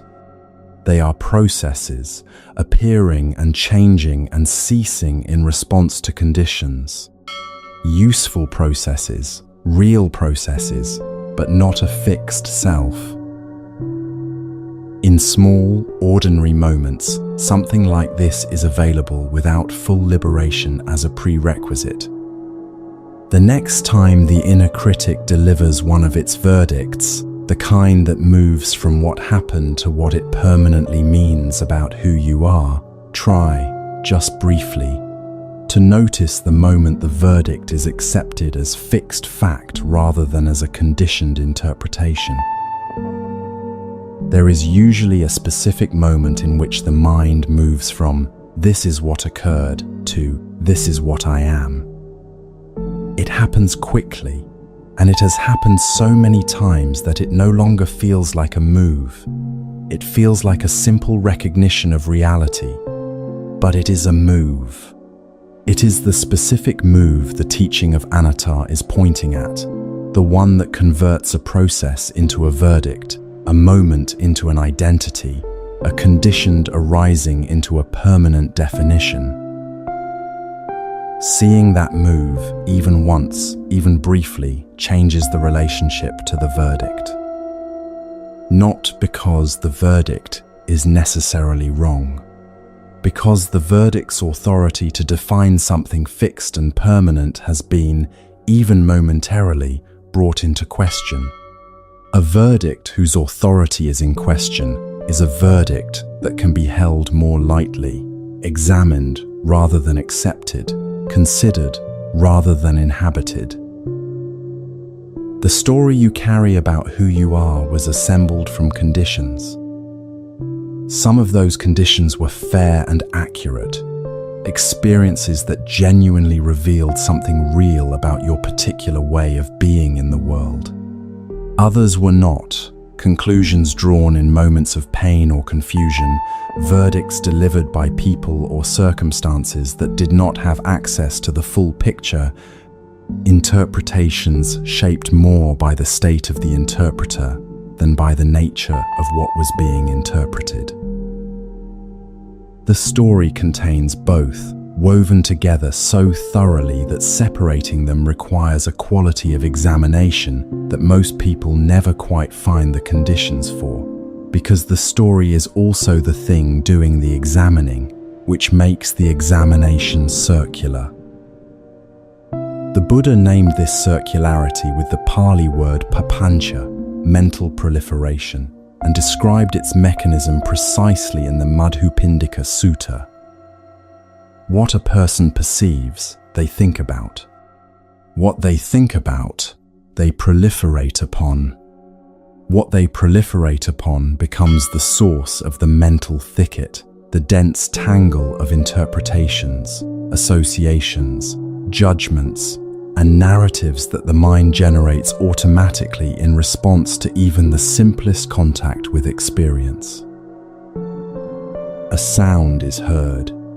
Before the hearing has completed itself, the mind has already labeled it, assessed it, compared it to past sounds, generated a preference about it, and begun building a small narrative about what it means that this particular sound is present in this particular moment. This process happens at a speed that makes it nearly invisible. It feels like perception itself, like the simple recognition of what is there, when it is actually a layer of conditioned elaboration added on top of what is there. The story about the self is papanyika operating at its most consequential level.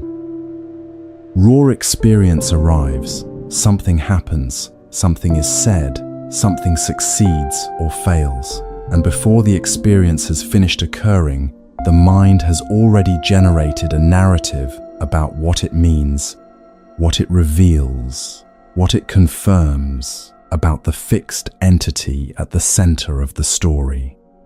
Seeing papancha in operation is seeing the story being assembled in real time rather than encountering it as a finished product delivered from some authoritative source. And a story seen being assembled is a story that is obviously, immediately, undeniably constructed, which is a completely different thing from a story accepted as a direct report on permanent reality. The silence Vacchagotta received was more valuable than any answer could have been, precisely because it interrupted papancha at its root. Any answer, yes or no, permanent self or no self, would have given the proliferating mind a new position to elaborate upon, a new fixed point around which to build the next structure of interpretation. The silence gave the proliferating mind nothing to work with. Just the question, hanging in the air, unanswered, with nowhere to go, and in that nowhere, the possibility of a different kind of seeing. Groundlessness is not a pleasant sensation in its initial arrival. The mind, encountering the absence of its usual solid footing, tends to move quickly toward restoring it, reaching for a new position, a new narrative, a new fixed point to serve as the foundation for the next structure of certainty. This is why anatta is so consistently misunderstood. The mind that hears it immediately converts it into either nihilism or a new, fixed identity, both of which restore the solid footing the teaching was designed to remove. The practice is not to achieve a permanent state of groundlessness, which would itself become a fixed position. It is to become more comfortable with the momentary experience of not knowing, the brief interval between one story falling away and the next story arriving, without immediately filling that interval with whatever comes first to hand. In that interval, something is present that is not part of any story. It is present before the story begins and remains after the story ends. It has been present throughout every version of the story you have ever told about yourself, underneath the chapter in which you succeeded, and the chapter in which you failed. Underneath the version that felt most authentically yourself and the version that felt most alien, underneath the self, the inner critic describes, and the self, the best moments have revealed. The Buddha, characteristically, did not offer a positive definition of what this is. He pointed at what it is not fixed, not permanent, not a thing that can be gained or lost, not an essence that requires conditions to be a particular way before it can be present. In the Udana, he described the unborn, the unbecome, the unmade, the unconditioned, not as a metaphysical entity separate from experience, but as the quality of awareness present in every moment of experience, without being identical to the specific content of that experience. The awareness that notices the thought is not the same as the thought it notices. The knowing present in each moment is not the same as the particular thing known in that moment. And this awareness does not require a fixed self to be its source, any more than the river requires a fixed water to be its substance. This is what the flame simile is pointing at, beyond the immediate question Nagasena was addressing. What carries forward across the chain of lamps is not a fixed flame essence, unchanged and unchangeable, preserved perfectly from the first lamp to the last. What carries forward is the capacity for illumination itself, the quality of light, which takes a different form in each lamp while remaining recognizably, genuinely, continuously light. You are more like light than like a lamp. The particular form changes, has been changing since before you could speak, will continue changing until the last condition for this particular process is exhausted. The awareness that the form is the form of does not change in the same way. The knowing, the capacity for experience present in this moment of listening, in this body, on this evening, this was present before the story began and will remain after the last chapter of it has concluded. Letting the story fall away is not an act of self-destruction. It is an act of recognition, the recognition that the story, however useful it has been, however true parts of it are, is not the same as what it is a story about. You are not the narrative the mind has been constructing, any more than a river is the particular water passing through it at this moment. You are the process, the capacity, the continuity that the narrative has been attempting, with the limited tools of language and memory and conditioned interpretation, to describe. Vakagota left the conversation confused. He had come for an answer and received silence, which felt, in the moment, like a failure of the exchange. What the silence had actually done was more valuable than any direct answer could have been. It had removed, briefly, the solid footing of the question itself, creating a groundlessness in which something could be seen that the question, answered either way, would have covered over. He returned to the Buddha on subsequent occasions, as the Pali Canon records across several dialogues.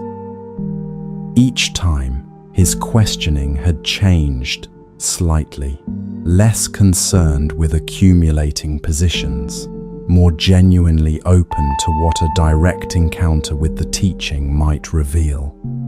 The Buddha met each stage of this evolution with a different kind of instruction. Similes on one occasion, the teaching on the aggregates on another, a pointed question returned in place of an answer on a third.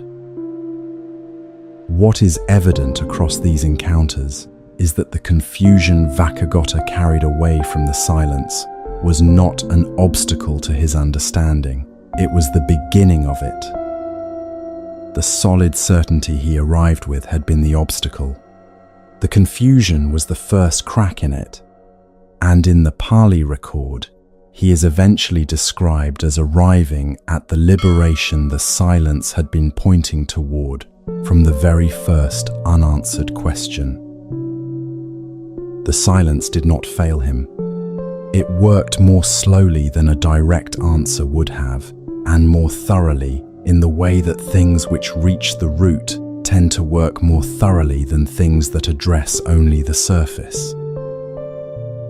What remains when the story falls away is not an absence.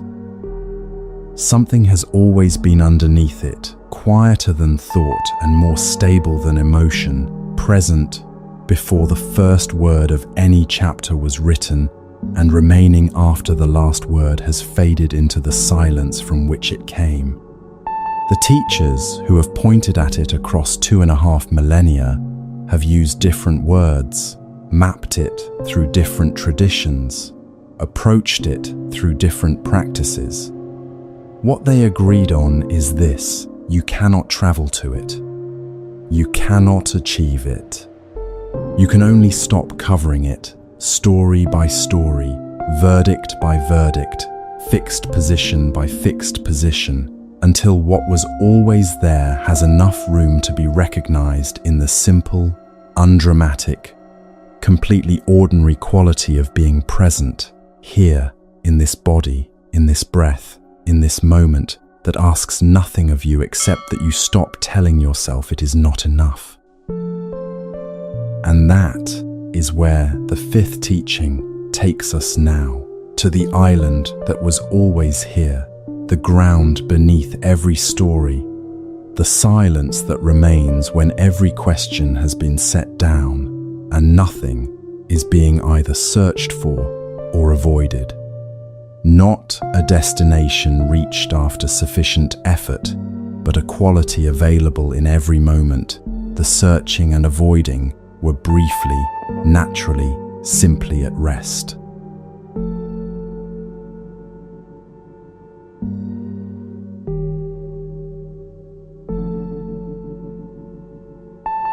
What would it feel like to stop looking? Not to find what you have been looking for. Not to arrive at the destination the searching has been aimed at for as long as you can remember. Simply to stop the looking itself, to set down the orientation of seeking, the forward lean of a mind always aimed at something not yet here, the particular tension of a person who has been reaching for so long that the reaching has become indistinguishable from the self doing the reaching. Take a breath and stay with that question rather than immediately filling it with an answer. Not what you would find if you stopped looking. Not whether stopping is possible or advisable or spiritually correct. Just the question itself, held open, like a hand that has finally unclenched after a long time of holding something tightly, the specific quality of that unclenching, which is its own kind of experience before anything else arrives to fill the open space. The mind will want to answer quickly. That is what trained minds do with open questions. They close them efficiently and automatically, because an open question feels, to a mind organized around resolution, like a problem waiting to be solved. The instruction here is simply to let it stay open for one more breath, to notice what the openness itself feels like before the answer arrives to replace it.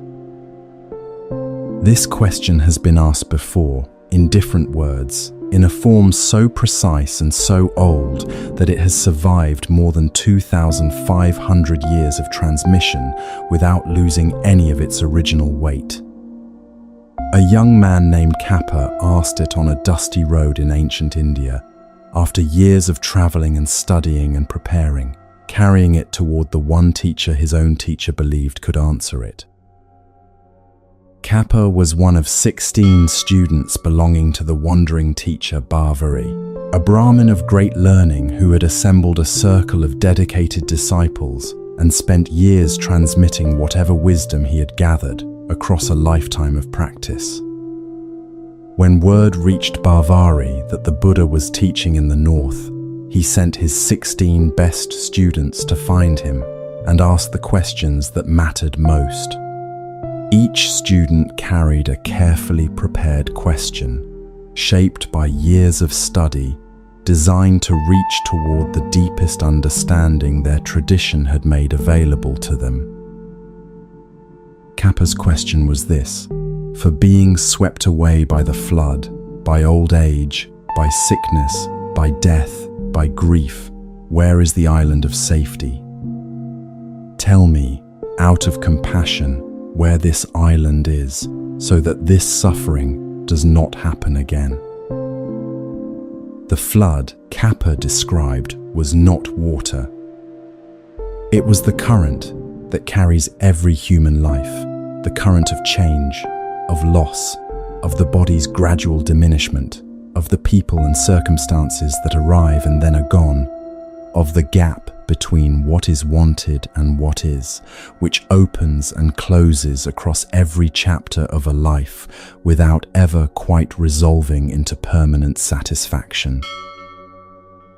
He was asking for something that would hold against this current, a place to stand that the flood could not reach, ground that would not shift under the weight of everything that shifts. The Buddha's answer in the Sutta Nipata is one of the most compressed and complete responses in the entire Pali Canon. He did not describe a location. He did not offer a path of many steps leading eventually to a distant destination.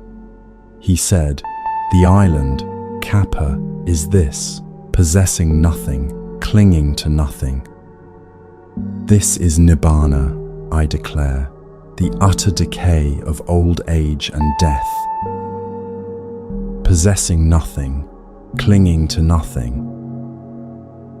The island Kappa was searching for was not a place the flood had not yet reached. It was not somewhere to travel to in order to be safe from the current. The island was the condition of non-clinging itself, the quality of a mind that has stopped adding its own, reaching to the natural movement of things, that has released the demand that what is impermanent become permanent, that has set down the forward lean of a self always aimed at what is not yet here. When the reaching ceases, even temporarily, what remains is the island. And the island, the Buddha's answer makes clear, has always been here.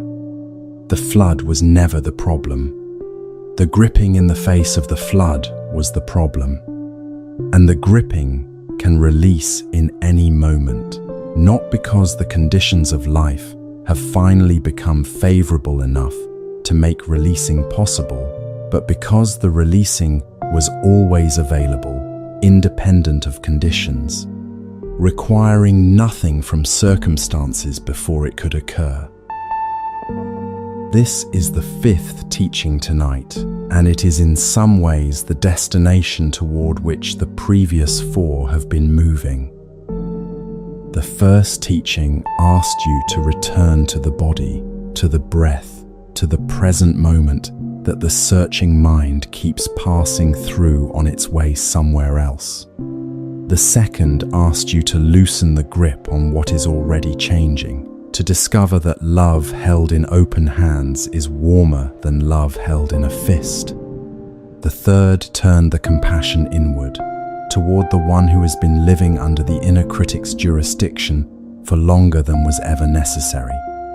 The fourth asked you to look at the story itself, to see it as assembled from conditions rather than delivered as a permanent report on a fixed self.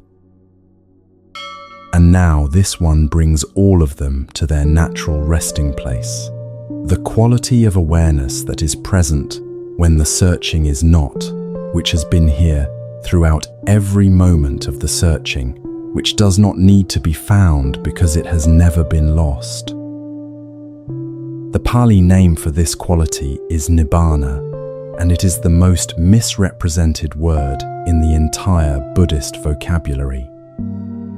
In popular usage, it has come to mean a state of permanent bliss, attained after decades of dedicated monastic practice by people of exceptional spiritual capacity, something remote, something earned, something belonging to another category of human being entirely. The Buddha's own usage is considerably more immediate.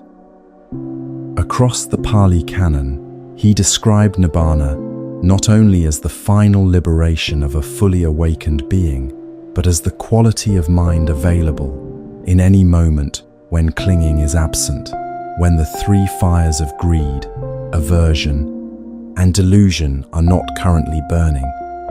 The word itself means extinguishing, the extinguishing of the fires. And the fires can be absent, temporarily, but genuinely, in any ordinary moment of any ordinary life, in a breath taken without demand, in a moment of resting without agenda, in the specific quality of awareness present when nothing is being either reached for or pushed away. The Pali word amata, the deathless, is used throughout the canon as the Buddha's own synonym for Nibbana. He used it from the very beginning of his teaching life, when he first decided to share what he had understood after his enlightenment, and described what he had found as the door to the deathless, standing open for those willing to enter. The deathless is not a metaphysical location existing somewhere beyond ordinary experience. It is the quality of experience that remains when the dying process of clinging and craving is no longer running, when the mind is not in the process of constructing and defending and reaching and fearing, which is the mind in its ordinary conditioned mode. Most people have touched this, briefly, and without necessarily recognizing it for what it was.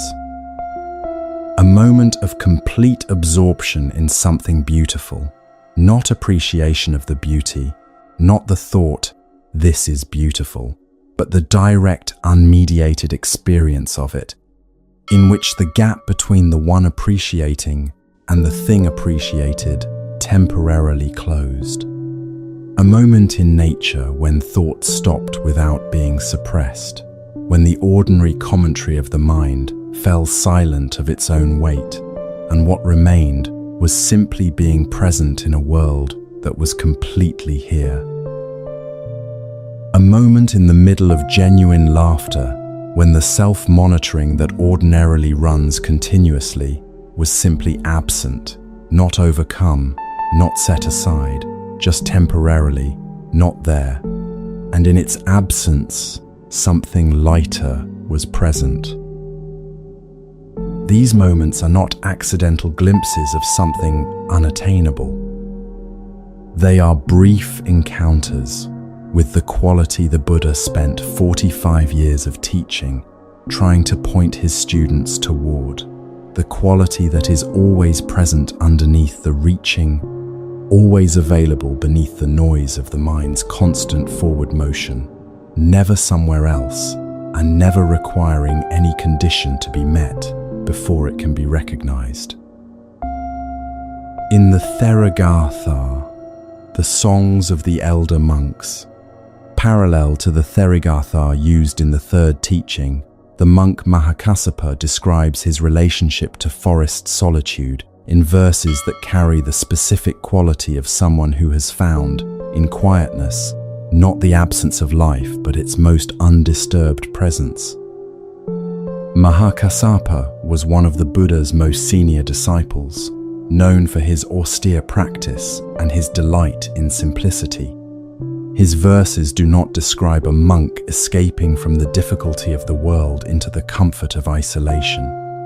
They describe a monk who has discovered, in the quality of stillness available in a forest, something that the noise of constant activity had been covering, not a different experience but the same experience, attended to with the depth that only quietness makes possible.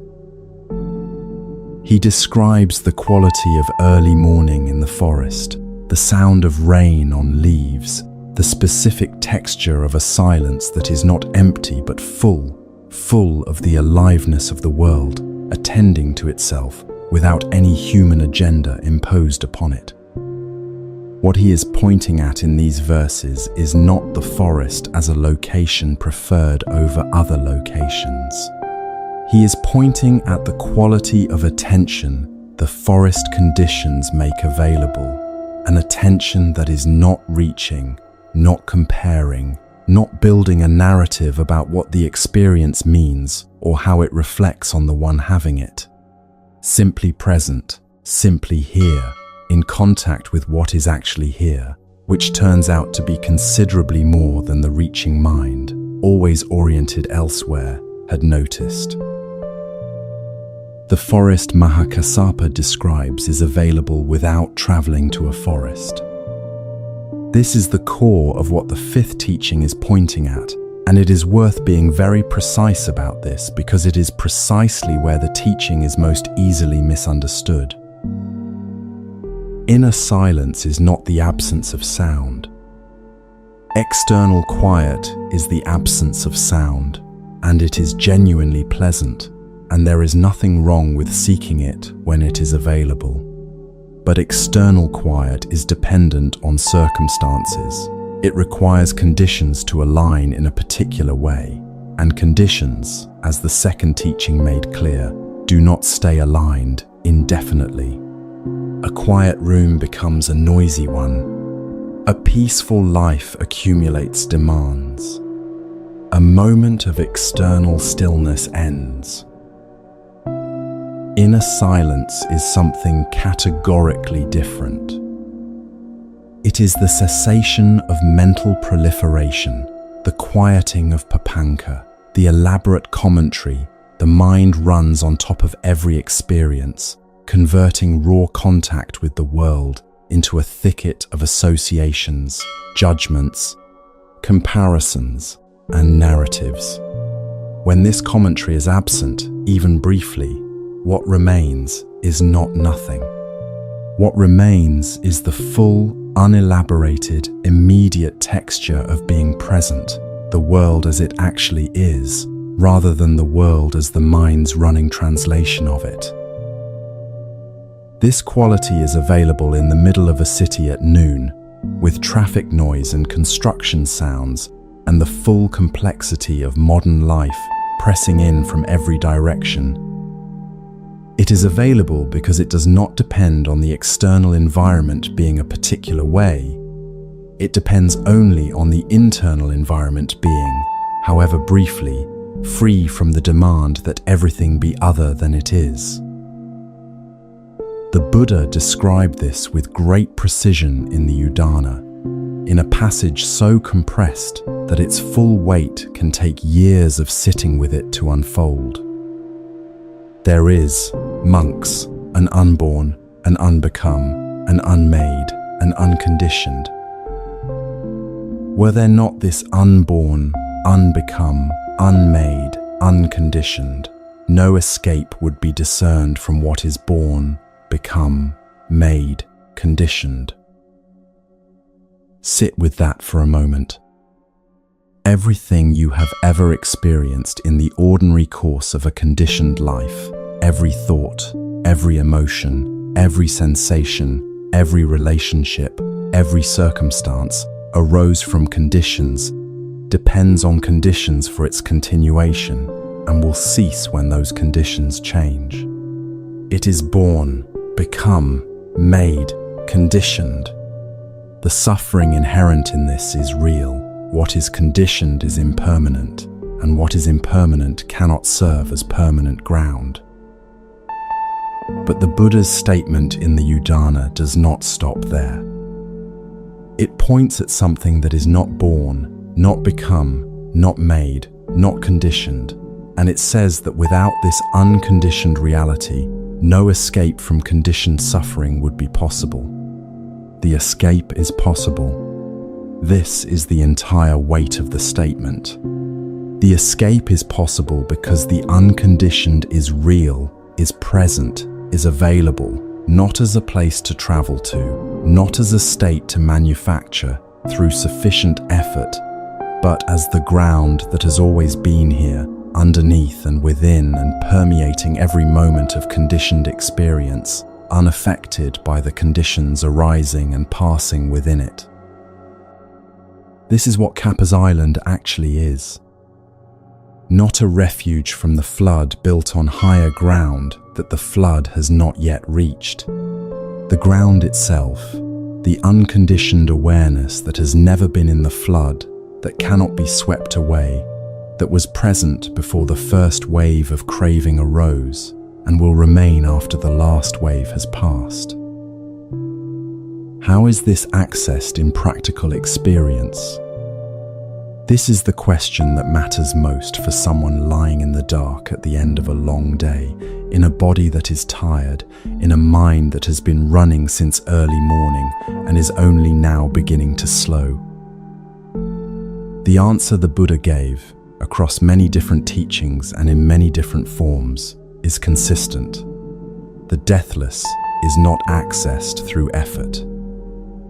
It is accessed through the release of effort, through the specific movement of setting down what has been carried, of releasing the reaching, of allowing the forward lean of the seeking mind to rest back into the present moment that has been here the entire time the seeking was occurring. This is counterintuitive for minds trained in the logic of achievement. Every other valuable thing in a conditioned life has been obtained through effort, through working towards something, practicing something, accumulating something, becoming something more than what was present at the beginning of the effort. The deathless is the single exception to this logic, and the exception is complete. It cannot be obtained through effort because it is not absent. Effort aimed at obtaining what is already present simply reinforces the assumption that it is absent, which reinforces the seeking, which reinforces the tension of the reaching mind, which covers more thoroughly what was never not here. The practice is release, not acquisition. And release, unlike acquisition, can happen in any moment, in any condition, without any preparation or prior achievement required. Notice, right now, whether there is any residual effort in the body. Not obvious effort, the subtle kind, the background tension of a person who has been managing and maintaining and processing for an entire day and has not yet fully given themselves permission to stop. It lives in small places, a slight tightening around the eyes, a holding in the jaw, a quality of readiness in the shoulders that has not yet received the message that readiness is no longer required tonight. You do not need to relax this deliberately. Deliberate relaxation is still effort, still the mind managing the body's experience, still the activity of a self that is doing something to arrive somewhere. Simply notice the tension, wherever it lives, without moving immediately to change it. The noticing itself, without the addition of effort, often allows something to soften that could not be made to soften through trying. This is the practical texture of what the Buddha was pointing at when he described the island as possessing nothing, clinging to nothing. Possessing nothing does not mean owning nothing or caring about nothing. It means not adding the weight of a possessing mind, the mind that treats its experiences, relationships, and self-concepts as property to be protected and maintained, to what is simply, naturally, already present. Clinging to nothing does not mean feeling nothing or investing in nothing. It means releasing the specific grip that converts ordinary caring into anxious grasping, that converts appreciation into demand, that converts the present moment into a resource to be extracted rather than an experience to be inhabited. When the possessing and the clinging are absent, even for a single breath, what remains is the island. The quality the flood cannot reach, not because the flood has been stopped, but because the island is not in the flood's territory. It is the unconditioned ground that the conditioned flood moves across without ever touching. Kappa came to the Buddha with a question shaped by years of learning and preparation, carrying the accumulated weight of everything his tradition had given him to think with. The Buddha's answer was so compressed, so complete, that its full meaning could not be extracted from the words alone. Possessing nothing, clinging to nothing. 7 words in translation. A lifetime of practice pointing at something that, once seen, turns out to have been visible all along. The Sutta Nipata, from which Kappa's question comes, is widely regarded as one of the oldest layers of the Pali Canon. It has a quality of directness that the later, more elaborated teachings sometimes smooth over. A willingness to point at the destination without the full architecture of stages and practices and attainments that later systematization added. The Buddha of the Sutta Nipata speaks, often in a register of bare pointing. This is it, here, now, in the quality of a mind that has stopped its unnecessary motion. The Atthakavagga, the oldest section within the Sutta Nipata, returns again and again to a single Pali word as its description of what is being pointed at: santi. Peace. Not as an emotional state achieved under favorable conditions, but as the natural quality of a mind that has released its compulsive engagement with the proliferating activity of wanting and fearing and becoming. The Buddha uses santi and nibbana and amitta, peace and extinguishing and the deathless, interchangeably in the Sutta Nipata, pointing at the same reality from different angles, the way you might point at a single mountain from 3 different positions on the road leading toward it. What is it like, in ordinary lived experience, to touch this quality? The texts are careful not to over-describe it, because any description adds conceptual content to something whose defining characteristic is the absence of unnecessary conceptual elaboration. But there are qualities that practitioners across traditions and centuries have consistently reported, and they are worth naming plainly. There is a sense of sufficiency. The Pali word santuti, contentment, or more precisely, the quality of being satisfied with what is present, describes this. Not the contentment of having obtained everything wanted, but the contentment of a mind that has temporarily released the wanting structure itself and discovered, in that release, that what is present without the wanting is already complete, already enough, already whole in a way that the wanting mind, always oriented toward what is not yet here, could not see from within its own orientation. There is a quality the Pali texts describe as piti, sometimes translated as rapture, which is slightly too strong, or as joy, which is slightly too light. It is the specific quality of aliveness that is present when the mind is not generating suffering through its unnecessary motion, a quality that is not manufactured or achieved, but simply reveals itself when the manufacturing and achieving temporarily cease. It has been compared to the sensation of setting down a heavy load after a long carrying, not the presence of something new, but the release of something that was costing more than was recognized while the carrying was ongoing. and there is stillness. Not the stillness of absence, not the flatness of a mind that has suppressed its responses to experience, but the stillness of a lake whose surface is undisturbed, which does not reflect any less clearly for being still, but reflects more clearly because the movement that created distortion has ceased. The Buddha used this image in several contexts. A mind in samadhi, in collected stillness, does not perceive less of the world than a scattered mind. It perceives it more accurately because the distortions introduced by craving and aversion and the commentary of Papanka are temporarily absent. This quality does not require a formal meditation session to touch. It does not require a retreat or a teacher or a particular tradition or any prior spiritual achievement.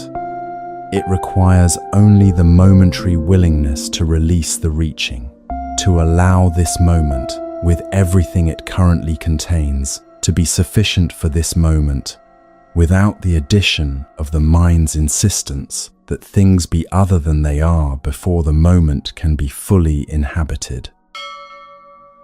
Right now, in this body, on this evening, at the end of this particular day of this particular life, something is present that has been present throughout every moment of every day you have ever lived.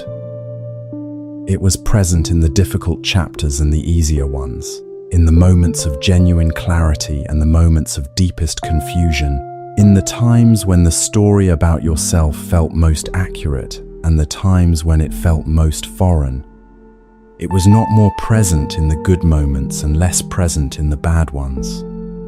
It was equally, continuously, quietly present in all of them, underneath the story, underneath the reaching, underneath the elaborate activity of a conditioned mind doing what conditioned minds do. This is what the Buddha was pointing at in the Udana when he described the unborn, the unbecome, the unmade, the unconditioned. Not a philosophical category at a safe distance from experience, but the living quality of awareness itself, the knowing that has been present in every moment of every experience you have ever had, the witnessing that does not arise when conditions are favorable and cease when they are not, the ground that the flood of conditioned experience moves across without touching. The island has always been here.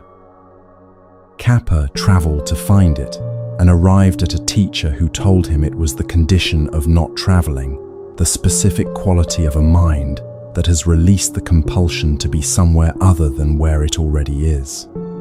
The flood is real. Old age is real.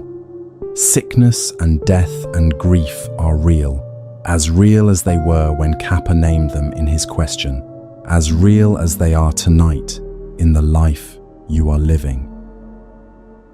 The Buddha did not answer Kappa's question by dismissing the flood's reality. He answered it by pointing at something the flood has never reached and cannot reach, not because it is protected from the flood by some external shelter, but because it is of a different nature than anything the flood can touch. The deathless cannot be swept away because it was never born into the current.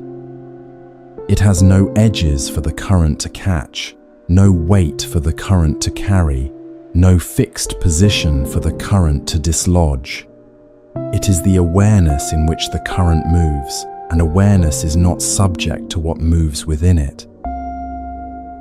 Feel, right now, the quality of awareness itself, not its contents, not the thoughts and sensations and sounds and feelings that are currently present within it, but the simple fact of awareness, the knowing that all of this is being known. This knowing did not begin when the sounds in this recording began. It was present before and will continue after, in whatever form the continuity of this particular process takes forward from this particular evening. It is not manufactured by the content of experience. It is the space in which the content of experience arises and passes.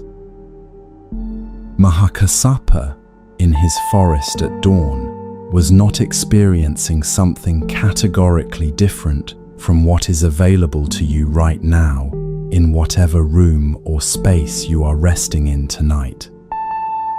He had cultivated, through long practice, the capacity to rest in this quality continuously, to return to it easily, to recognize it clearly, to release the reaching quickly when it arose, and find the island immediately beneath where he had been standing. The practice develops access and familiarity, not the quality itself.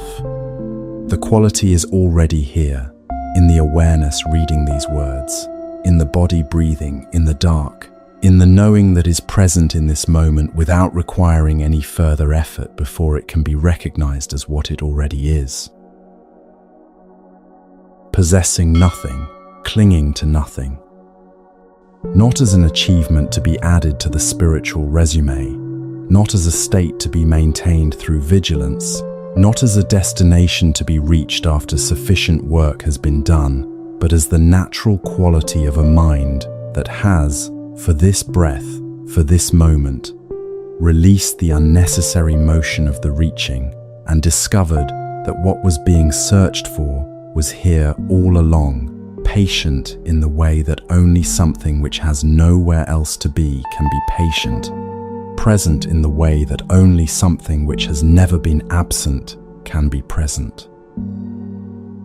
The island is this, not somewhere to travel to, not something to become worthy of. The quality of awareness, right now, in which everything else is arising and passing, the unconditioned ground that has always been here, that has never been anywhere else, that requires nothing from you except the momentary willingness to stop looking for it somewhere other than where you have already been standing.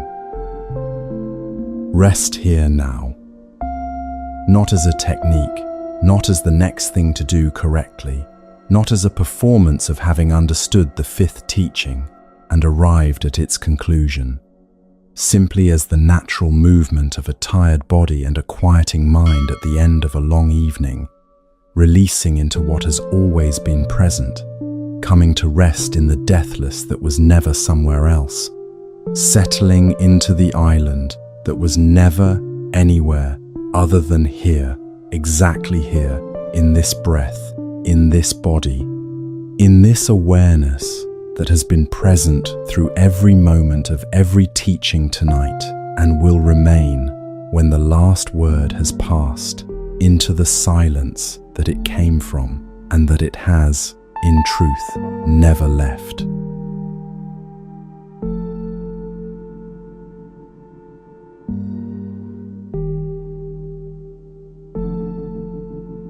Somewhere in the world right now, someone is sitting quietly, not meditating in any formal sense, not trying to achieve anything, not monitoring whether what they are doing is being done correctly.